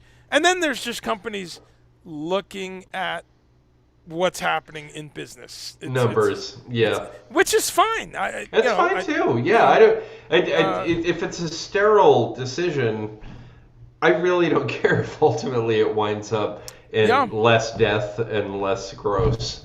Yeah. Like, and also a healthier option. But therein lies the weird trick. Like, are you going to actually give us a healthier option? Or are you going to give us an option that is vegetarian or vegan, but it's almost worse for us? Exactly. And I've seen Exactly. products like that where they're so homogenized and processed that it's like, hey, guess what? Nothing died for this dude, but Right. guess what? You're gonna fart for 3 days. Like, I Exactly. don't want that either. Like, Yeah. I want something, integratable, and something Yeah. that's going to yield energy and make me feel good. Yeah, absolutely. And depending on the person's digestive system, if they've got digestive issues, the healthiest Okay, thing could, people under 40. Okay. right. But no matter what, people under 40 have really bad digestion too sometimes, That's which true. I've encountered.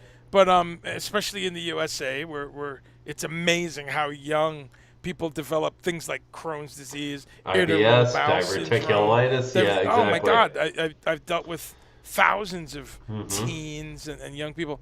But having said that, absolutely, that's you nailed it. That's what I'm always saying here. People, we need to stay vigilant that just because something's meatless, let's see what's in it. Let's see what the packaging, how far it came, all kinds of artificial flavors. So fortunately, it's very easy to find clean and Yeah, natural stuff. yeah. Now Here, it is. Yeah. here's something. Let's see. Did you see this? Because this is a massive movement towards a veg um, society, even, but driven by the clear environmental issue. Have you seen this? That's happening in Brazil. Brazil is famous for its meat, but very 6-year period. Isn't that amazing? I So much like you mentioned Argentina, here's a country that is just so famous for steaks and beefs and beef yeah, and yeah. barbecue, but they're literally having this massive change. And in fact, some of the large Hmm. Brazilian animal slaughter companies are are pivoting to both like seitan based and also soy based and other Are you you know posting these links in this chat? um I yes I'm putting them in on the Facebook actually, right, Okay. as opposed Yeah, to please do, because yeah, I'm that not. way it's permanently there. Yeah, yeah, I um want to reference that later. yeah, that but what's remarkable about this is it's Brazil finally kind of looking at their massive repository of rainforest acreage and saying we are cutting down big chunks of this to feed cattle. Yeah. I mean, what are we doing? This is not sustainable. It's Yeah, one direction. I would expect at least second world countries would feel Questions that for uh, these vegetarians, Right. but I preparing think it's a myself. money grab. Oh, boy. I think they're. Oops. Oh, okay, Sorry. there we Go go.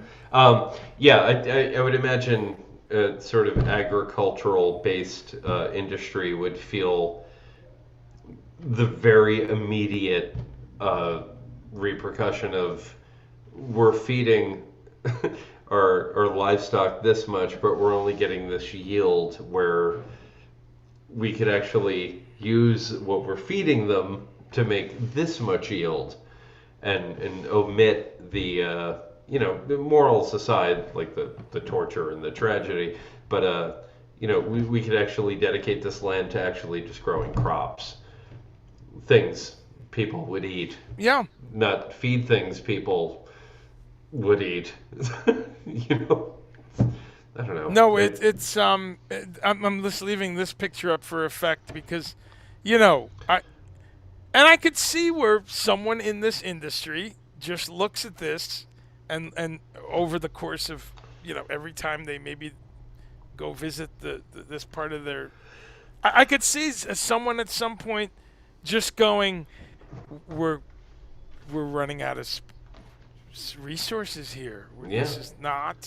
This cannot be continued for another 10 years or whatever. So, um, that's what's amazing. But anyway, Brazil I thought was really an amazing example of this.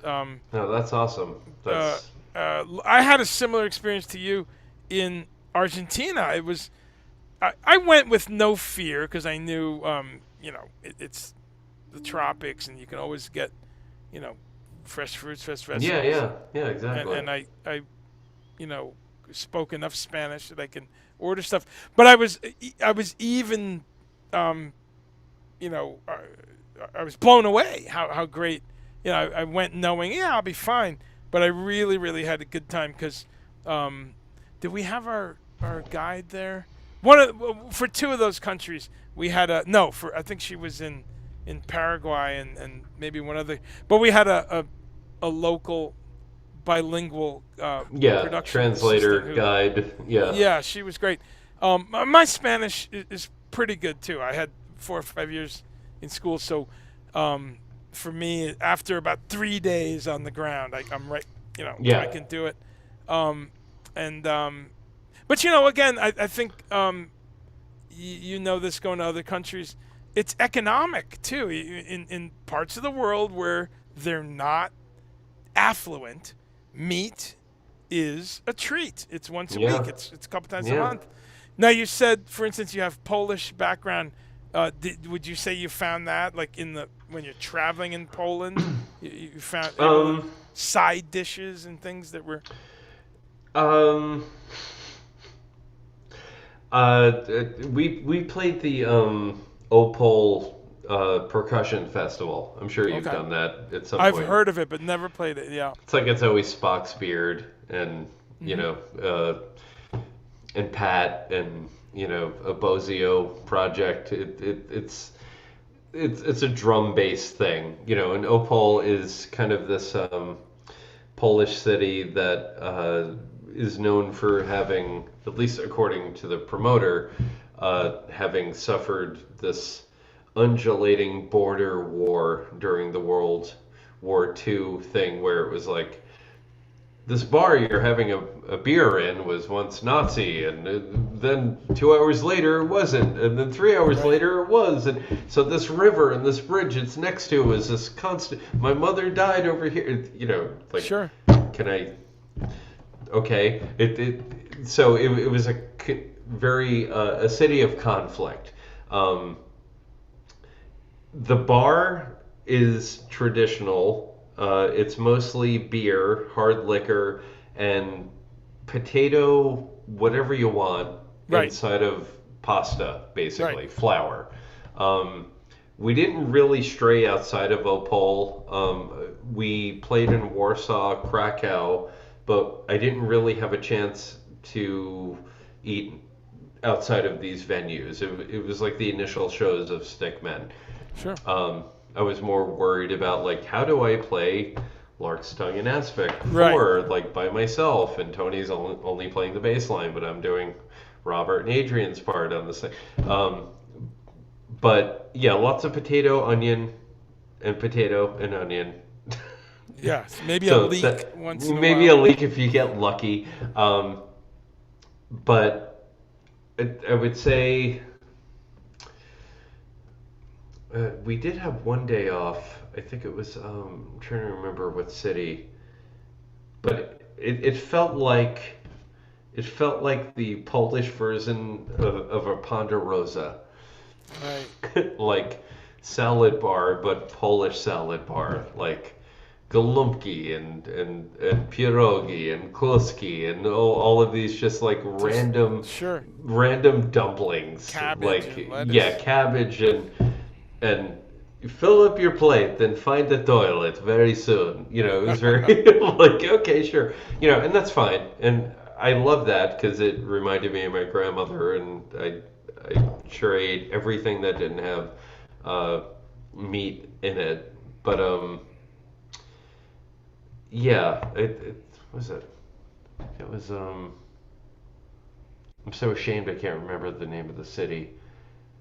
I think I ate the most food there. Lublin. No, Lublin, I should say. Bydgoszcz. Krakow, Opal. And you said not. Yeah. I feel like I have to call Pat, but he just remembers everything. He'll Yeah. remember something Okay. embarrassing I did as well. But Yeah, anyway, yeah. But no, in general, this economic idea that these poor parts of the world, whether it's Jamaica or Ireland or Chile, I've found that wow, all the side dishes. How about Australia? Have you been to I Australia? have not, sadly. I have a So cousin down there in Queensland, and okay. she's been asking me to visit her for 25 years. I have yet to be there. Well, I'm dying to go, though. I'll tell you this as a fellow Asian food lover, it's the best, and here's why. Australia has It's like a the UK and Indian food. Like, yeah, yeah. but it goes technicolor. Like think of that as black and white. Here's why. Think about it. Where the proximity of it is, it's got the full Asian diaspora. So there was a place we went in.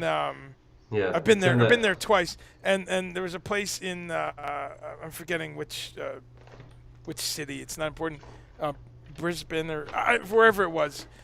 but we went to this area, and it was I think it was called Asia Town actually, and you would walk down the street and you would pass.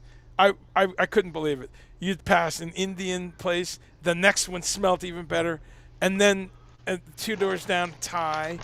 Then there's a Japanese. Here's a Chinese. Here's a Malaysian place. There's a Singaporean across the street. This Two more sounds like Japanese. Disneyland to me. Dude, straight down the list. Pakistani, Tibetan, another Szechuan, 6 different types of Chinese.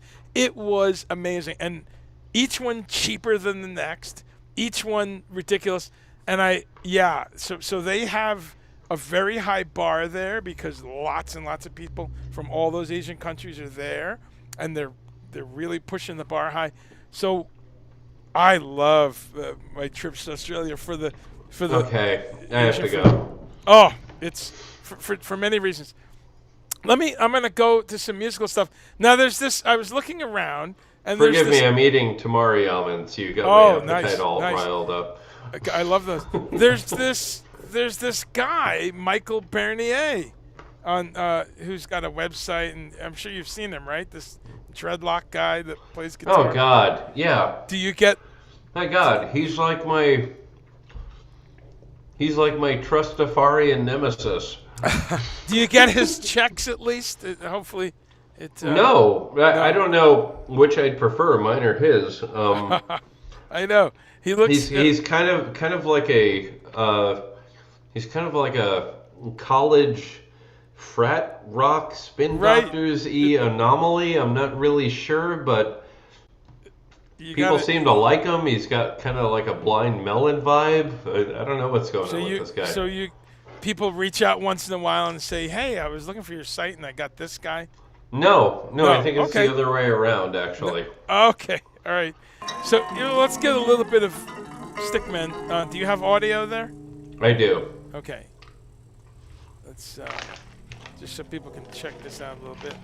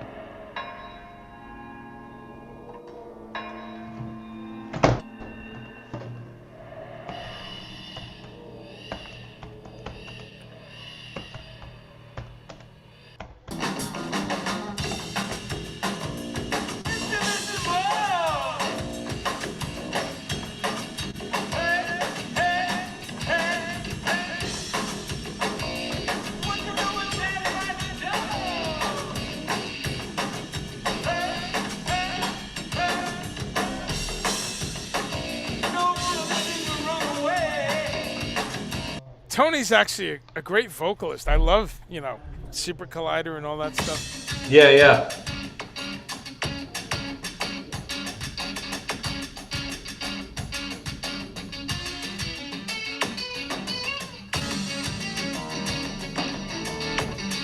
I don't think I've seen any of this footage. Oh, really? Yeah. I love that about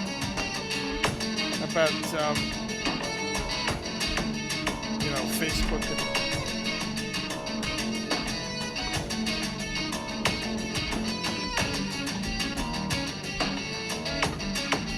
wow.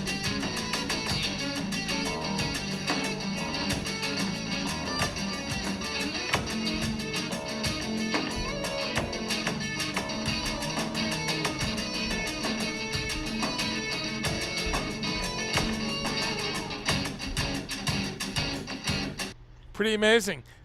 So okay, you haven't seen that one. That's always interesting when the artist has not seen it yet. I love that. No, I avoid the footage with my Hugh Grant hair. This was 2009, in Wow. Quadro Magico, Cosio Valtellino, Italy. So that was Okay. an Italian. So we know, as you said, that the food was very good and there was Oh lots of yeah. it. And there Yeah. was espresso. All to distract us that they didn't bring the amps that you wanted. Exactly. It's a great. No, Italy, Exactly. I love it. I I love. just wanted an SVT for the bass side Yeah, of my stick. I just wanted a yeah, Fender yeah. Twin for the right side of my stick. And just when you're starting to get pissed, someone brings in the next course, and Yeah. Yeah. no, we'll get this later Yeah. on. Later on. Tranquilo, tranquilo. Try this mozzarella. Yeah. It's like, Oh my okay, God, this is great. sure, okay. What was I talking about? Yeah. No, that's great. So tell us a little bit. Obviously, you play bass as well, and you teach bass. Yeah. You teach music theory. When did you encounter the wonderful device, the 10-string Chapman stick? When did you first encounter that? And Um. Wow. Okay. I think that was I'm not going to pretend to know what year it was, but I was very late to technology, like computers and four-track recorders, and at some point I absorbed a Fostex four-track recorder, okay, like cassette tape, like the most sure. menial, sad thing. Um, and I was recording things with a guitar and a Boss Dr. Rhythm. Dr. Rhythm, like not a board I remember those. certified drum machine, but Yeah, a Dr. Rhythm and a guitar.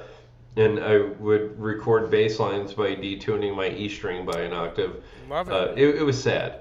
And I had a kick drum, a snare, and a hi-hat. I didn't even have a full kit. I was living in Phoenicia, New York, like halfway up to Hunter Mountain where Right. everyone goes skiing. Um, yeah, it was gross. But I recorded a demo. Then someone gave me a Korg D8 digital 8-track Okay. recorder. I don't know Yeah. if you remember that one, I which was vaguely do. Yeah. I guess I'll have it somewhere in here. But miles beyond. I could like pile and pile and layer and layer.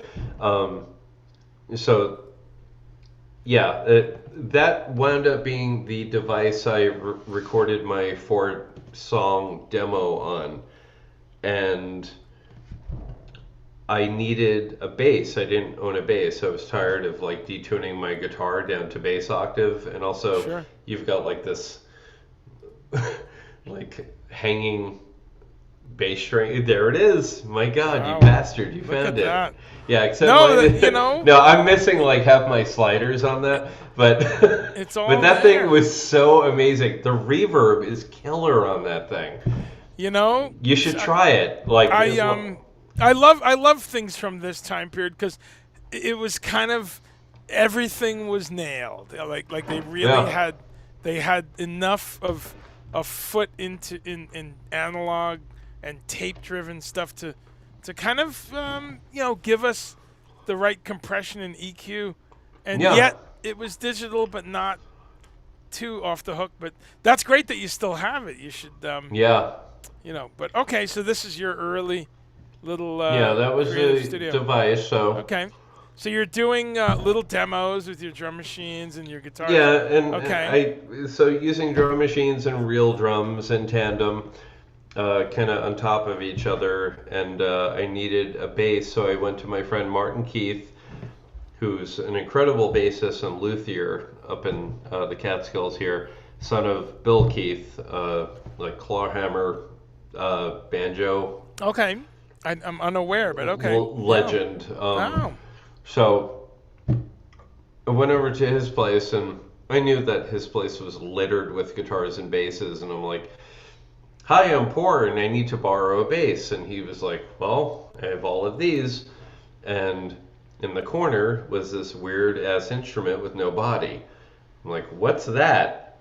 And he went, "You don't want to play that." And I'm like, "What is it?" And he goes, "It's a Chapman stick." I was like, "Huh, I think I want to. Yeah. It's awfully dusty." And he was like, "Here, take it. Good luck." Wow. So I brought it home, and I had no idea how to tune it, so I just kind of tuned it to um, the D string of my guitar. I'm like, I kind of want this to be able to scoop lower than the chords I'm going to play on guitar, um, and came up with my own tuning. Had it for a week, recorded what would essentially be four of the songs on the first Stickmen album, and then showed up at his door and was like, "Here's your stick back." It was an H string, alto bass, and Okay.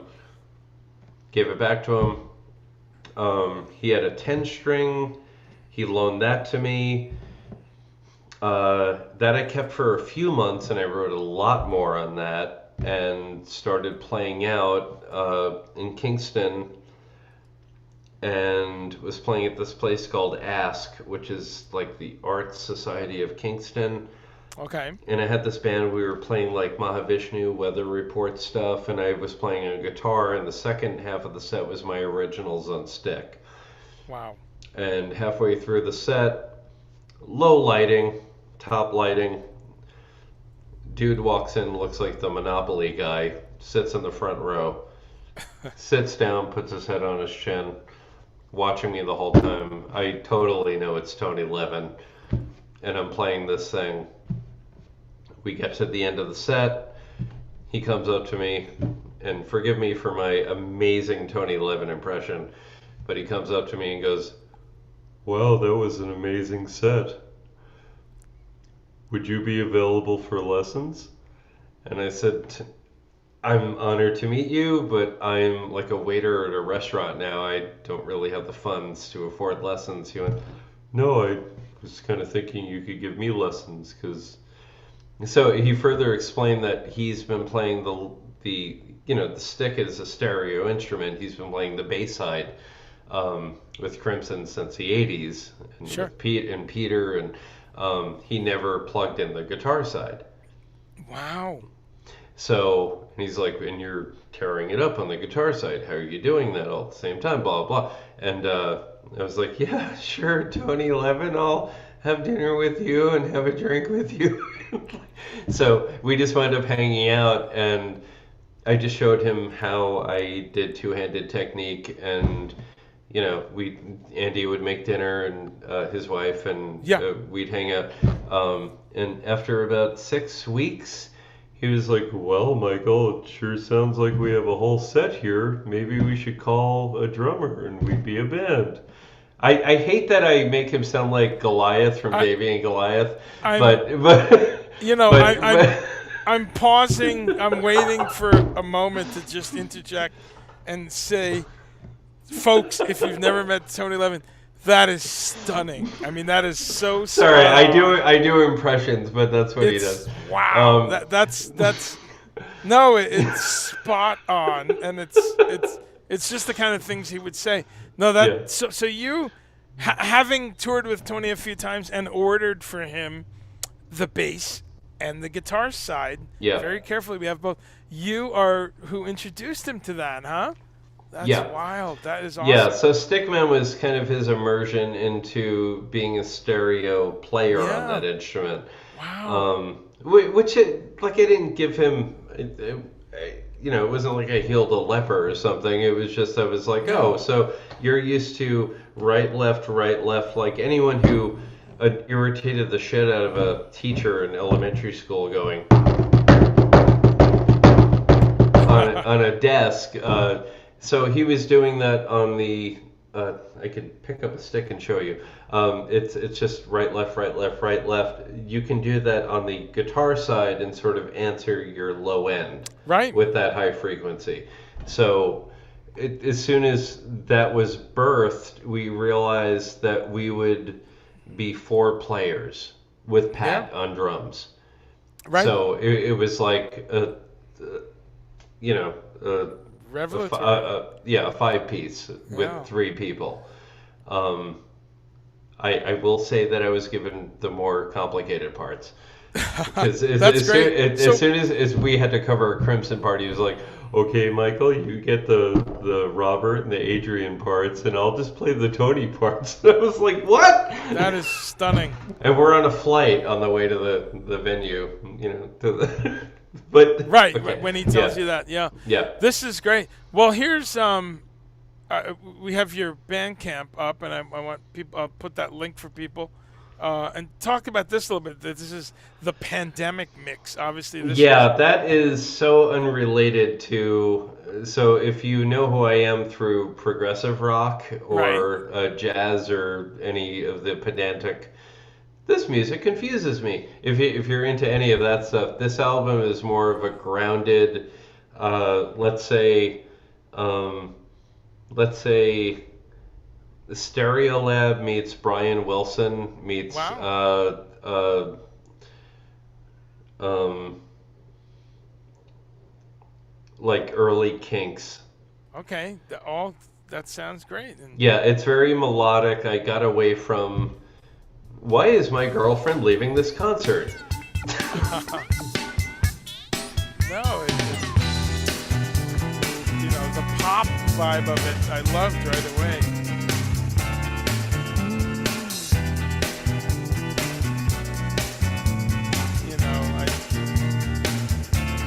You know, when I just went and did a couple quick samples earlier, and because of course you see the word beach, and then it Yeah. says homage to the Beach Boys. Someone says so. I knew I'd be hearing pop right away, but it was wow, quite incredible Yeah, to hear some of this. it's a lot all kind of swished together, but it's like Gilberto Joe Beam mixed with Stereolab mixed with late Brian Wilson, not like that bullshit about cars and surfing, but but like when he was like, I think I'm losing my mind, meet me in my room, or a Sure. surfer girl, or where it became sort of romantically attractive Right. No, compositionally. And some of it's poppy, but yeah, I pulled in Letitia from Stereolab for these tracks. I can't believe it. That's Yeah. awesome. The depth of the pool to reveal the light. I always wish to follow a star And shining in the dark. you're playing all the other instruments? I'm playing everything. Yeah. Wow, that's great. That's great. Yeah. No, really, really cool. And then there's of course this. Yeah, as soon as you leave that album, you're getting into pedantic math rock. Right, which, you know, a little nod to Canterbury style here.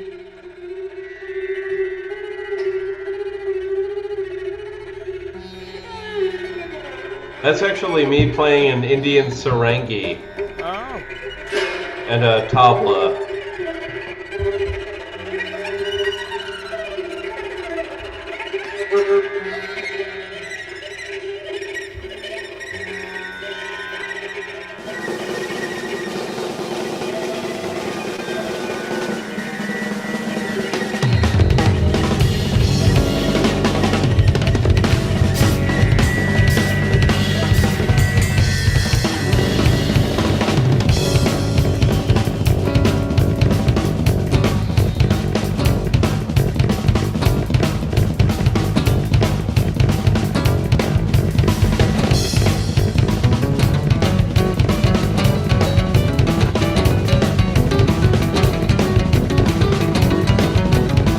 And this is all just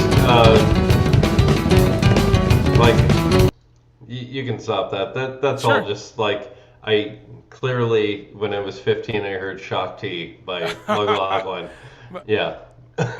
Excuse me. So, Mahavishnu, Shakti. yeah. No, hey, nothing wrong with those influences. But Yeah. yes, that's totally different flavors between those two. But yeah, people check out his Bandcamp there. I put the links in there. Now you kind of skipped over one thing there, which was amazing, which was like you kind of said, and then I got a stick, and then I started playing it. Then I was playing in front Yeah. of Tony Levin. So when you picked up that stick, how long did it take you to realize? Oh, it's tapping. I mean, did you just intuitively? I don't want to sound start- like a dick, but it took like a day. Wow, that's I awesome. realized that because I was a drummer before Right. that. Oh, Like I never really gravitated toward piano, but with stick, it became this like all of a sudden, oh my It made God. sense. Like I don't have to fret my notes. I can just literally touch my notes. I can literally so as fast as I can tap, I can Right. play. Like I'm gonna Yeah. blow Steve Vai out of the water. Oh Right. my God! So I became, and that's who gives a shit how fast you play. It's the notes you play. Of course. And I know you're being and facetious, Alan Holdsworth pretty much like Right. really dug that into my brain. He was like, it's not about how many notes you play, it's what notes you play. Right. Right. And that's a big David Gilmour thing with me that I took away. He didn't tell me that. I don't know David Gilmour, but Alan Which Holdsworth, one? Right. I did have a phone call with, and he was like, okay, I can't do his voice, but he was like, yeah, it's not. He had given me one of his pedals.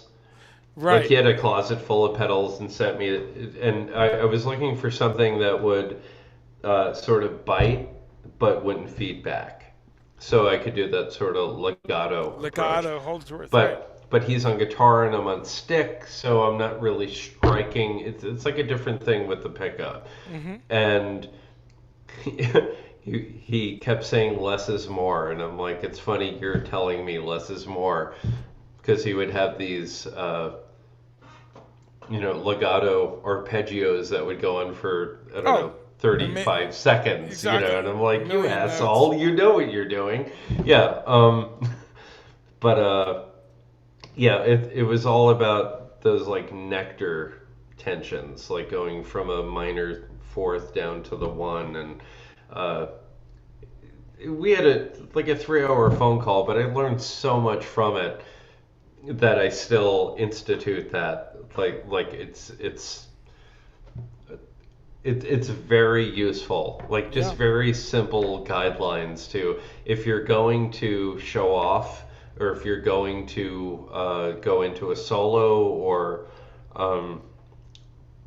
melodic explanation with any bravado, keep this in mind. And Right. that's kind of what he dropped on me, and I to this day still kind of like he's my reins with Yeah. that. Like, you want to do more, but then you're just everyone else.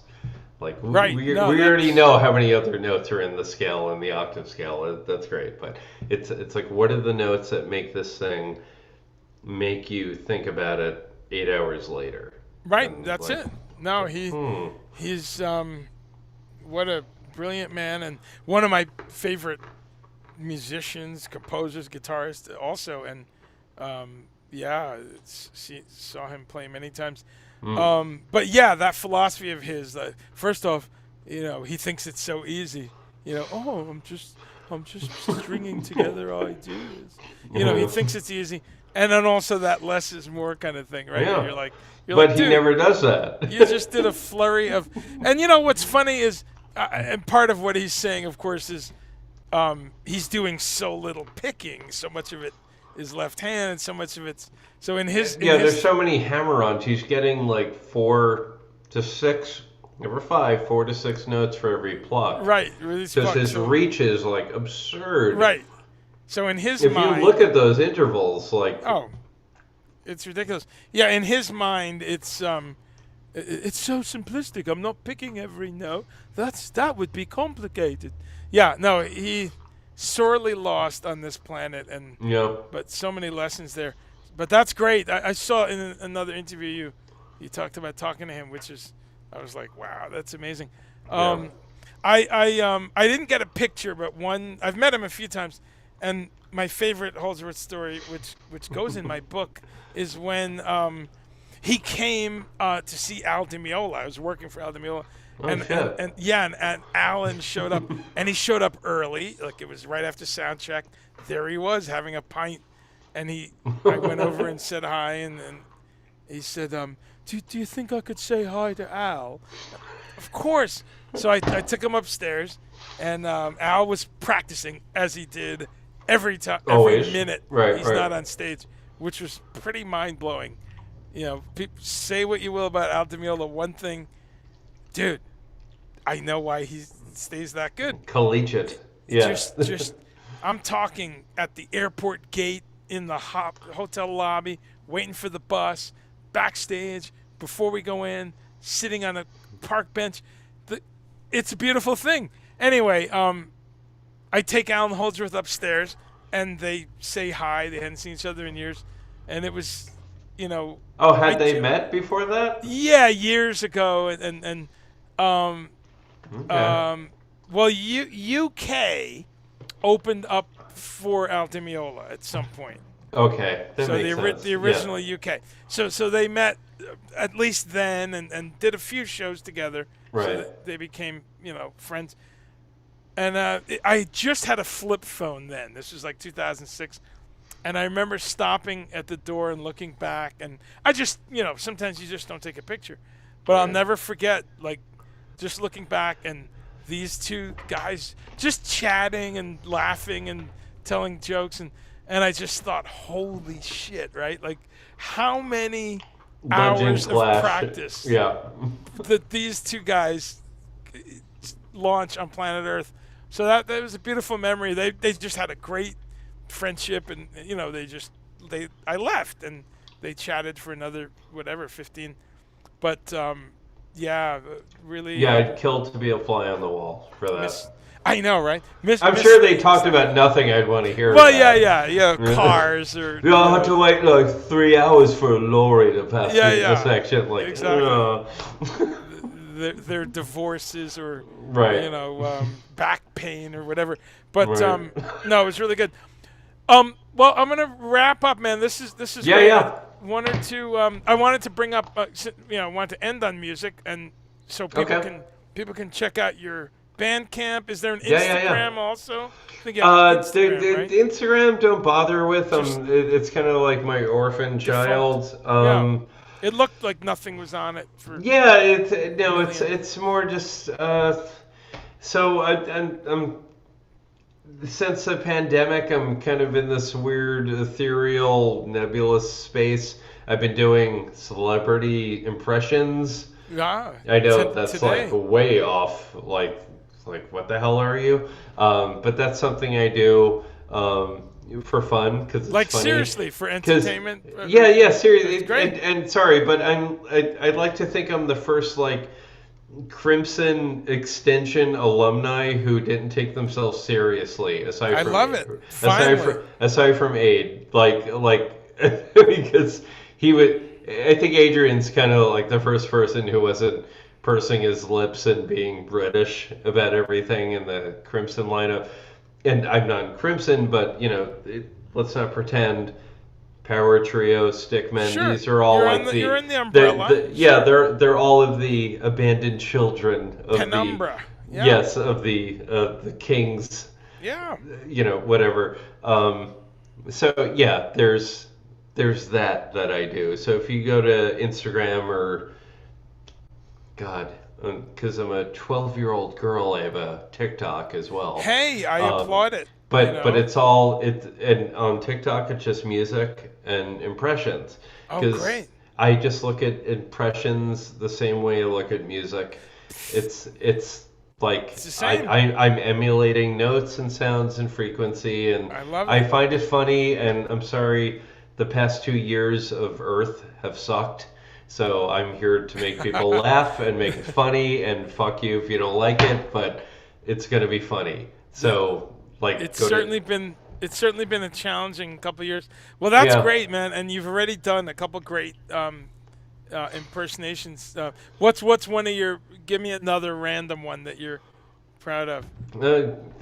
Proud? You give me one. Who's your favorite actor? Oh man, so many.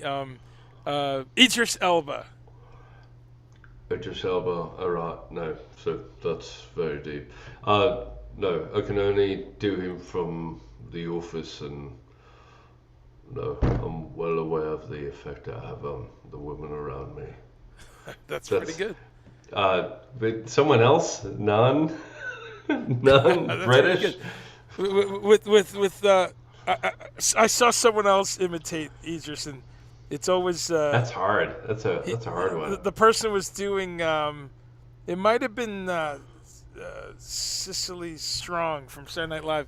It was pretty good, but it was from Luther, and because he's always coming in going, Ian, you need to, Ian, no, oh, no, Ian,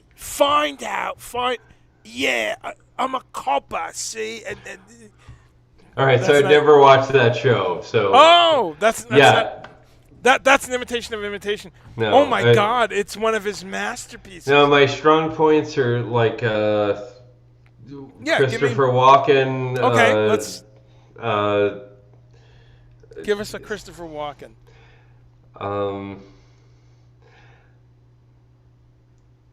Andre, it's fine. Your show, it's fun. You talk about all this fun stuff. You talk about being vegan, not eating meat, and that's fine. But I also want a show. It's about Prague. Many notes. I don't know. Something I can throw my hip out when I dance to it. I'm crazy that way, but I'm traditional. I'm a crazy guy. Talk to me. Give me a vegan option or something in 4-4. That's all I got. I'm very That's tired. pretty good. Okay. Visions of Fat Boy Slim dances. and that's very good. Talk to me about what is one of my favorite albums of all time, Visions of the Emerald Beyond, behind you. I mean, holy shit, right? That is just, what a perfect piece of art. Yeah, I've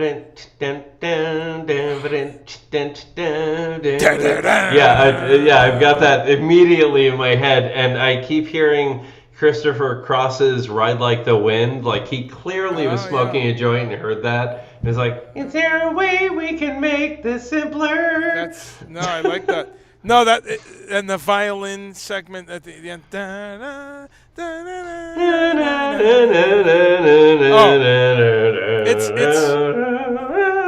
It's some brilliant music, Let's man. traverse every octave. It's very Lupati. It's funny because some people blow that one off.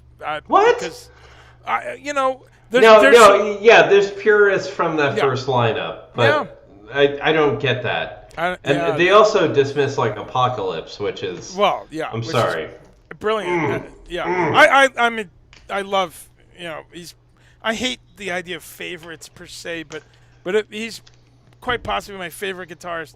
But that's a concept that doesn't really matter. But certainly way up there. And wow, no, that record is one that doesn't. It just it still sounds fresh. Yeah. It's got so much stuff happening, experimentalism and genre. Yeah, it never sounds rutted in a decade. No, I would say, ironically, it's like once they get to that like Stu Goldberg, like John McLaughlin and the Mahavishnu Orchestra with Stu Goldberg, and and it's just his face on the album cover. Inner Worlds, which Inner I Worlds, like. yes. I like that a lot. I do like too. Yeah. I like for what it is. Right. But it doesn't sound like the next thing that was right. Like oh wait, okay, we're going to studio apartment jazz. Now you called in your friend Stu, and now okay, but the world seems so much bigger before that. I was like, oh my god, we're going to Mars, and no, Stu Goldberg and his friends are going to be coming over, and we're going to make a funk album with lots of synths. Well, the thing about Inner Worlds is he was experimenting with guitar synth. A lot of that is actually guitar synth. But then the other one with Stu, with El Shankar. Yeah, Shankar. Yeah. What's that one? Electric Dreams. Yeah. Wow. Which is also, unfortunately, a Debbie Gibson song. Oh, I didn't know that. But wherein you hear McLaughlin shredding on banjo, of all things. What? Yeah, he takes a banjo solo on one song. Okay, what? Yeah, Is on that a Electric thing? Dreams. Yeah. Okay, well, I'm Just Googling that after it, this. it's the one in his entire catalog. It's the one time he plays a fucking banjo solo and kills it. Kills it. Really? Of course Yeah, he kills does. it. So has Bela heard this? I would hope so. I would hope. But yeah, nothing like that. And it connects, just to bring it full circle, to my vegetarian journey, because one of the two or three things that hinted at me, I was at a band rehearsal, and this prog rock band actually, that I would go watch them rehearse, and they took a break, and the keyboard player was eating this weird looking salad. There were sprouts and what turned out to be like a tofu salad. And Yeah. what are you eating? And he explained he's vegetarian. That was one thread. And then another thread was I was walking down the street, and the Sri Chinmoy people, Oh. which of course that was John McLaughlin's guru. Devadeep and Mahavishnu. Yeah, exactly. yeah. And Right. and the Sri Chinmoy people had a little table, and they were giving out pamphlets and booklets and Right. snacks. And that was When kind of. was this? This was 83 or 84 at Okay. Rutgers University in Okay. New Jersey. Yeah, that makes And sense. it was a life-changing thing, because I got, they had a little donation. I put a buck or two, and I got a book called The Higher Taste, which I still They have. didn't give you Devotion like on vinyl? As you I think I got some of that too. But this book changed my life, because it had a few recipes in it and pictures of delicious food. But it was that first introduction that we are slaughtering sentient beings, that Yeah. these cows have thoughts, perhaps on some level, but certainly a soul, and they're certainly struggling to escape the yoke. Why do the thoughts have to be validated? How about that they're Well, yeah. thoughts and it's a sentient Yeah. being? Yeah. Like, and my argument, even though it in retrospect is incredibly arrogant, but being a 16-year-old vegetarian and being way too Alex B. Keaton at people about it was, well, animals are dumb. We should eat them. And I was like, okay, so should we eat retarded people? Yeah. And it stands still, like the room went hush. Well, I mean, yeah, no, like, so yes, you don't say retarded Obviously, people this was the anymore. 80s, Yeah, it folks, was right. the 80s, yes. Yes. So let's blanket that Yes. down now. Okay, but Cognitively challenged. Or if we think about cognitively that, disabled, it's whatever. like pick your battles here. Yeah, Like, yeah, no, really, there's- they're dumb, so we should eat them. And I'm Right. like, There's a breakdown for any of these excuses, but yeah, Sri Chinmoy and that whole connection. And I Yeah. actually I bought a few of his cassettes, and beautiful kind of meditative Indian music. And I actually went.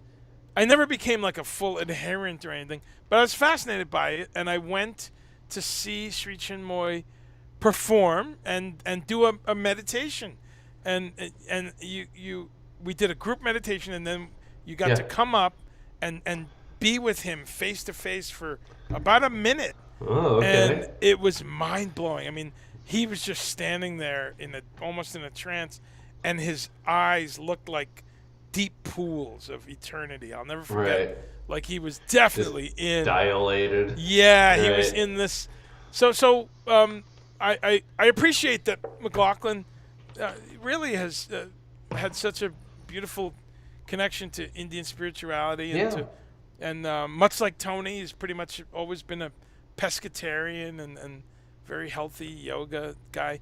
So no, I love that we have a love of that music too, and how it fits in with that. So okay, cool. So what's next for you? I mean, do you see any gigs coming up? I know you're No, I teaching a see lot. no hope. No, I see no hope in the future. It's all a horrible, oblique future, black and white. We're all gonna die. No. Hey, that's a no, valid. It is. No. It's a very Kafka-esque. We're all gonna turn I'll into take bugs. it. No. The next foreseeable project is Whisper Campaign right now, which is. I mean, I'm writing new music, but I've been doing that for years. Like Richie DiCarlo and I do. Yeah. Like I write stuff, I bounce stuff back back to him. He supplies drums. It's mostly drums and my providence of bass, guitar, stick, bowed stick, strings. I'm being an orchestra up against his drums. But as far as an autonomous project, it's Whisper Campaign right now, which is me on bass, Tobias Ralph, you're friends with Tobias, Yeah. playing drums, and Candy Harris, my wife, playing keys and singing. It's hard to pigeonhole. It's kind of I'm going to throw out some names here for people who just desperately need to amalgamize things, but it's Sure. like Kate Bush, Cocteau Twins, King Crimson, Stereolab, Beach Wow. Boys, All right. Kinks. Like it's very melodic. It's very kind of early Bowie. Yeah. I'll take it. Yeah. Yeah. That's some good. No, those. Frank Zappa, I think, said it right. Talking about music is like dancing about architecture. I think he said that. Whoever did it, it's great. And but on the other hand, I understand what you're talking about there. I know it's not Merzbow over Square Pusher or something, Right. which would interest me Yeah, just as exactly. much. So those descriptions are good. Well, okay. Well, Whispering Campaign, keep us in the loop. Keep me posted. Of course. Always happy to say something about that. And yeah, good luck as we just slowly start to see some gigs. I'm doing my first gig actually in 16 months this Saturday. Oh I'm doing a God. thing. Yeah, I'm doing a thing at a meadery. Have you ever drank mead? I did once during Yeah. a production of I think it was Twelfth Night. No, it was some Shakespearean thing. I was close. Okay. Midnight Summer's Dream. Okay. Yeah, and they did. Yeah, and I did not enjoy it. And Okay. I'm sorry to not be a fan, but it No, don't it tasted apologize. like, that's nice. Can I have something Yeah. else? There's good mead and bad mead. It's just like Yeah, there's I just like, think I had the bad mead. yeah, just like there's lager and then there's beers. So there's I think I'd call it mediocre. oh Anyone? Hey, I have a drum set here. He's here. but- He's okay. here all week, folks. Yes. Michael Mm. Bernier working on his third career. Okay. Stand up. Yes. But no, so we'll see how that goes.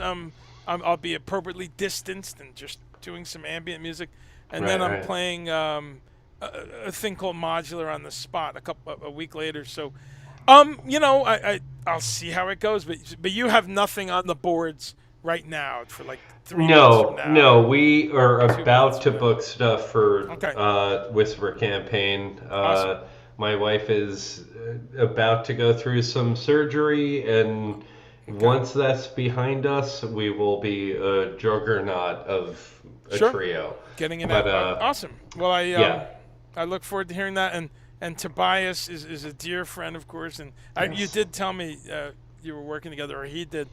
So I look forward to hearing that. And He does an amazing impression of you, I have to say. oh yeah, oh Yeah, awesome. it's very good. It's gotta almost hear Seth Rogen. It's kind of weird. I had That's to call him great. on that. Since I do impressions, I was like, that's kind of Seth Rogen. And he was like, okay, I'll work on it. But That's yeah, great. but he did a pretty good Andre. Oh, that's good. So just be warned. I gotta Yeah. hear that. He's he's hilariously funny, and people don't realize because he seems so serious. Yeah. If you and as is Tony, right? Tony's incredibly funny. Yeah. Oh my God! And people think, Almost inadvertently, it's like dry wit. It's like Yeah. Johnny Carson funny. yeah. Has he told you that he played at the White House for JFK? Yes. That's Tony? one of the ones Yeah. a lot of people don't know. Yeah. And Yeah. and also has he told you that he played, and his orchestra was conducted by Stravinsky? Yes. That's, yeah. that's good. Okay. 'Cause, So can I meet can a I lot of people who know him, and they don't get So those. if you want to close with something flabbergasting, Google Stickmen Firebird Suite. Oh, cool. I've heard you guys do it, but obviously not this particular. Yeah, so if you Okay. go to the album, this was a nightmare for me because I had to play most of it. and I had to grab a bow and bow the Chapman stick through the bowed parts. So Wow. we had to do an approximation of this 42-minute movement. Okay, I Um, see June 2013, that one. I don't know. Canvas bonus. We- Okay. Let's go There's to not the a album. particular. Go to the album version where we Oh, look okay. like Charlie's I Angels. see. There's Yeah. not like a a live show where There things is, went but there or you'll something. like it. Oh, It's okay. it's like watching a torture film if you Okay. watch it live. I'll look for that. Yeah, because I know the one from that album. That's awesome. Yeah, Oh, how about Alfonso Johnson and the Stick? Have you gone down that? I have. 'Cause Yeah, he's because I grew actually- up obsessed with Cobham. So Oh, the there you Cobham go. Duke stuff. Cobham Yeah. Duke, yeah. Yeah. So like Juicy and Yeah. Hip Pockets and yeah. No. Because So he deserves more credit on it. he does 'cause not was- get enough. Yeah. Yeah, and I post about him constantly, like, hey, way before Tony, Way this before. shit was going on. Yeah. And and albeit kind of clumsy, he treated that instrument like a bass. Yeah. So he yeah. wasn't looking at, uh, The sort of two-hand the piano. ungular, like, and thing. He was just like, he was deep in that. But you wouldn't know it when you listen to the recording that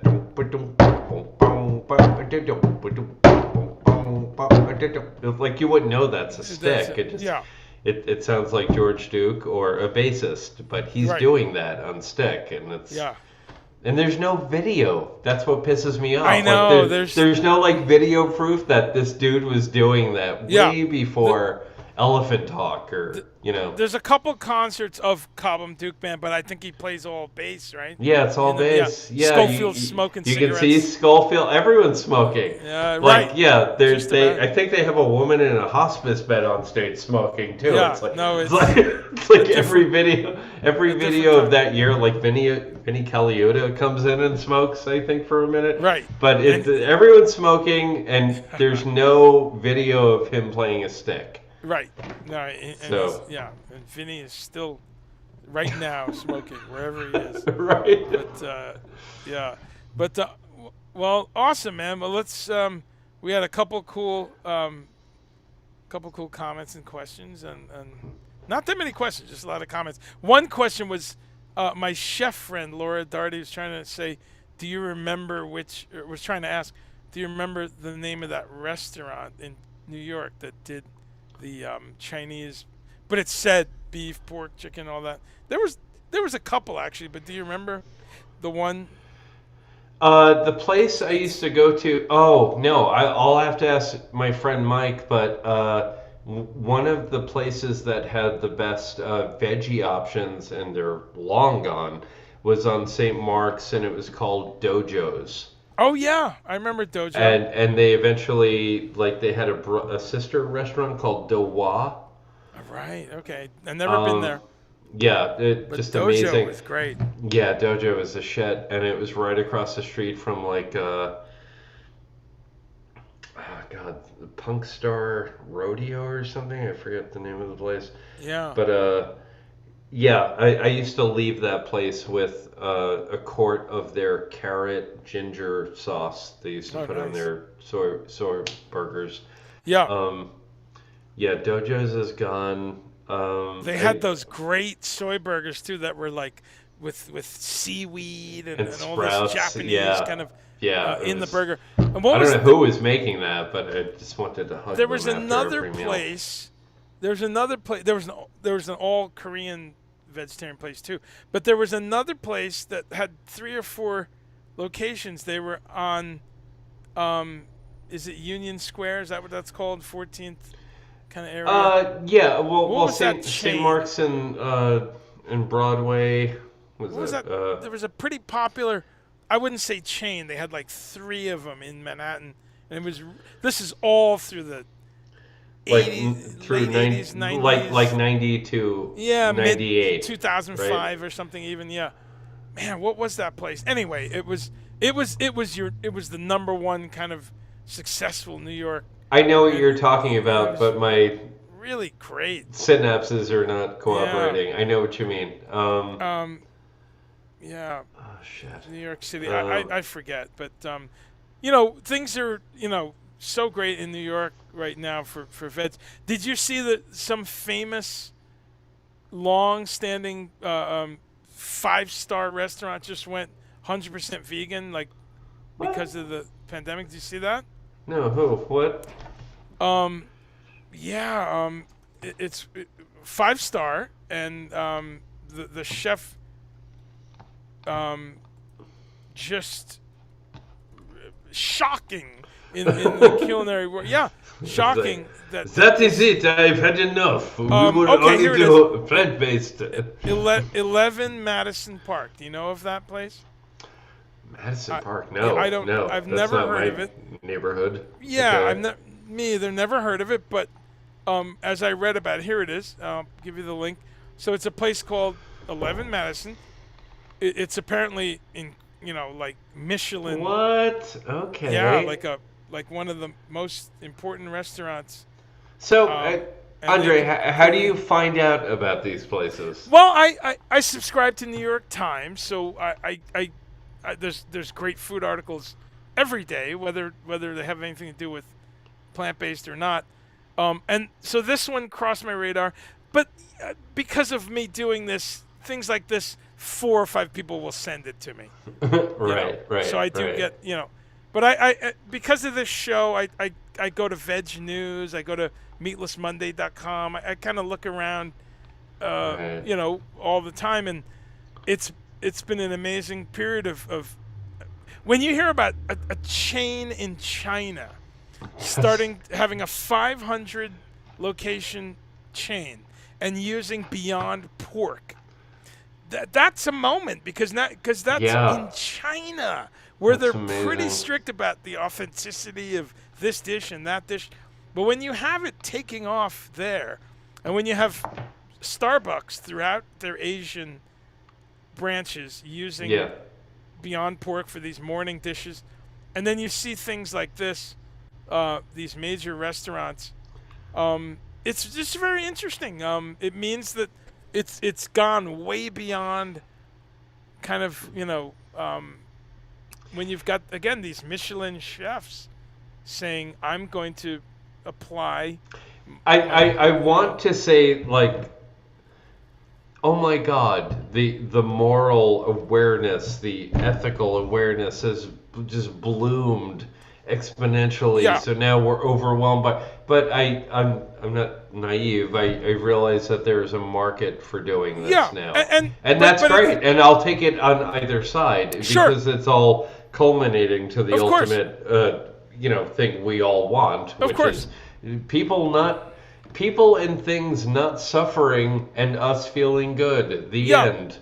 and You and I know. th- yeah absolutely and I think it's important to and I think you know this is sometimes that is the reason sometimes it's It's because there's capitalism. Yeah. yeah but sometimes it's not that though because there's tons and tons of money this place would keep making with the foie gras with the Oh yeah, steak of with course. the No, no, no. um No, don't get and me wrong. I'm and this saying when they can coincide, yeah that's exactly like the miracle stream. Like, exactly oh my and, God. and this guy his particular story uh, it comes from the compassion and the climate change sort of thing. Yeah. So but yes, you're absolutely correct. There's many companies and whoever bought uh, Dude, Horizon give me a or link. Please leave on that one. links. Yeah, Yeah, yes. you scrolled so fast I almost had a seizure. Well, I So put it. yeah, leave links. I put it. I put it in the chat, so it's in the. It's in Okay, the, good. in the Yeah, Zoom because chat, I and have it's friends I need to sure. carpet bomb with this shit. So It's yeah. also in the Facebook, which I leave up there forever. So Okay, if good. people that watch this over the next few days tend All to right. click the links too. So, but I've got that. I got your Bandcamp up there. People know how to find you, and people know that Word. Whispering Campaign is the Whisper next thing. campaign. Whisper Campaign. Sorry. Campaign. Yeah. See, I've already conjugated past. It's already past tense. that'll be my tribute band to Whisper Campaign. Okay. I'll call it Whispering Campaign. Right. There we go. No So- lawsuit. Right. Yeah. Awesome, my friend. Well, thanks for being here. Thank you Thanks for having me, man. Yeah, it was It's great so to- awesome. Great to hear all the other moving parts of your story, both Yeah. musical and how you got to be a plant-based human. But Let me know when you're in the Catskills. I will. I will have you over and feed you I some will. fucked up veggie stuff. I love it. No, I Yeah. will, and let's hope. My next couple things. Well, besides a few gigs of my own, Brand X in October, and the Celebrating David Bowie in November. So That's wait a the minute. supposed- Is Tobias on that Brand X or Richie on that Brand X? He is not. He's not. Okay. So whatever. It's in flux. But okay. So if you're in even near the Hudson Valley, Yeah. let me know. I Come will. over. Candy and I Yeah. will entertain you. We'll make you some insane Indian. I think I we're love on it. the same page here. We want Indian or Always. or Thai. Never a bad day. Yeah. Okay. So To we'll have make those, you so- we'll make you Thaidian. I love Thaidian? it. Okay. Thai curry works. Yeah. Awesome, my friend. Well, thanks, and thanks everyone who stopped by or is watching this later on, and yeah, keep on having a meatless day, a meatless Monday. We'll talk to you soon. Cheers. Take care, man.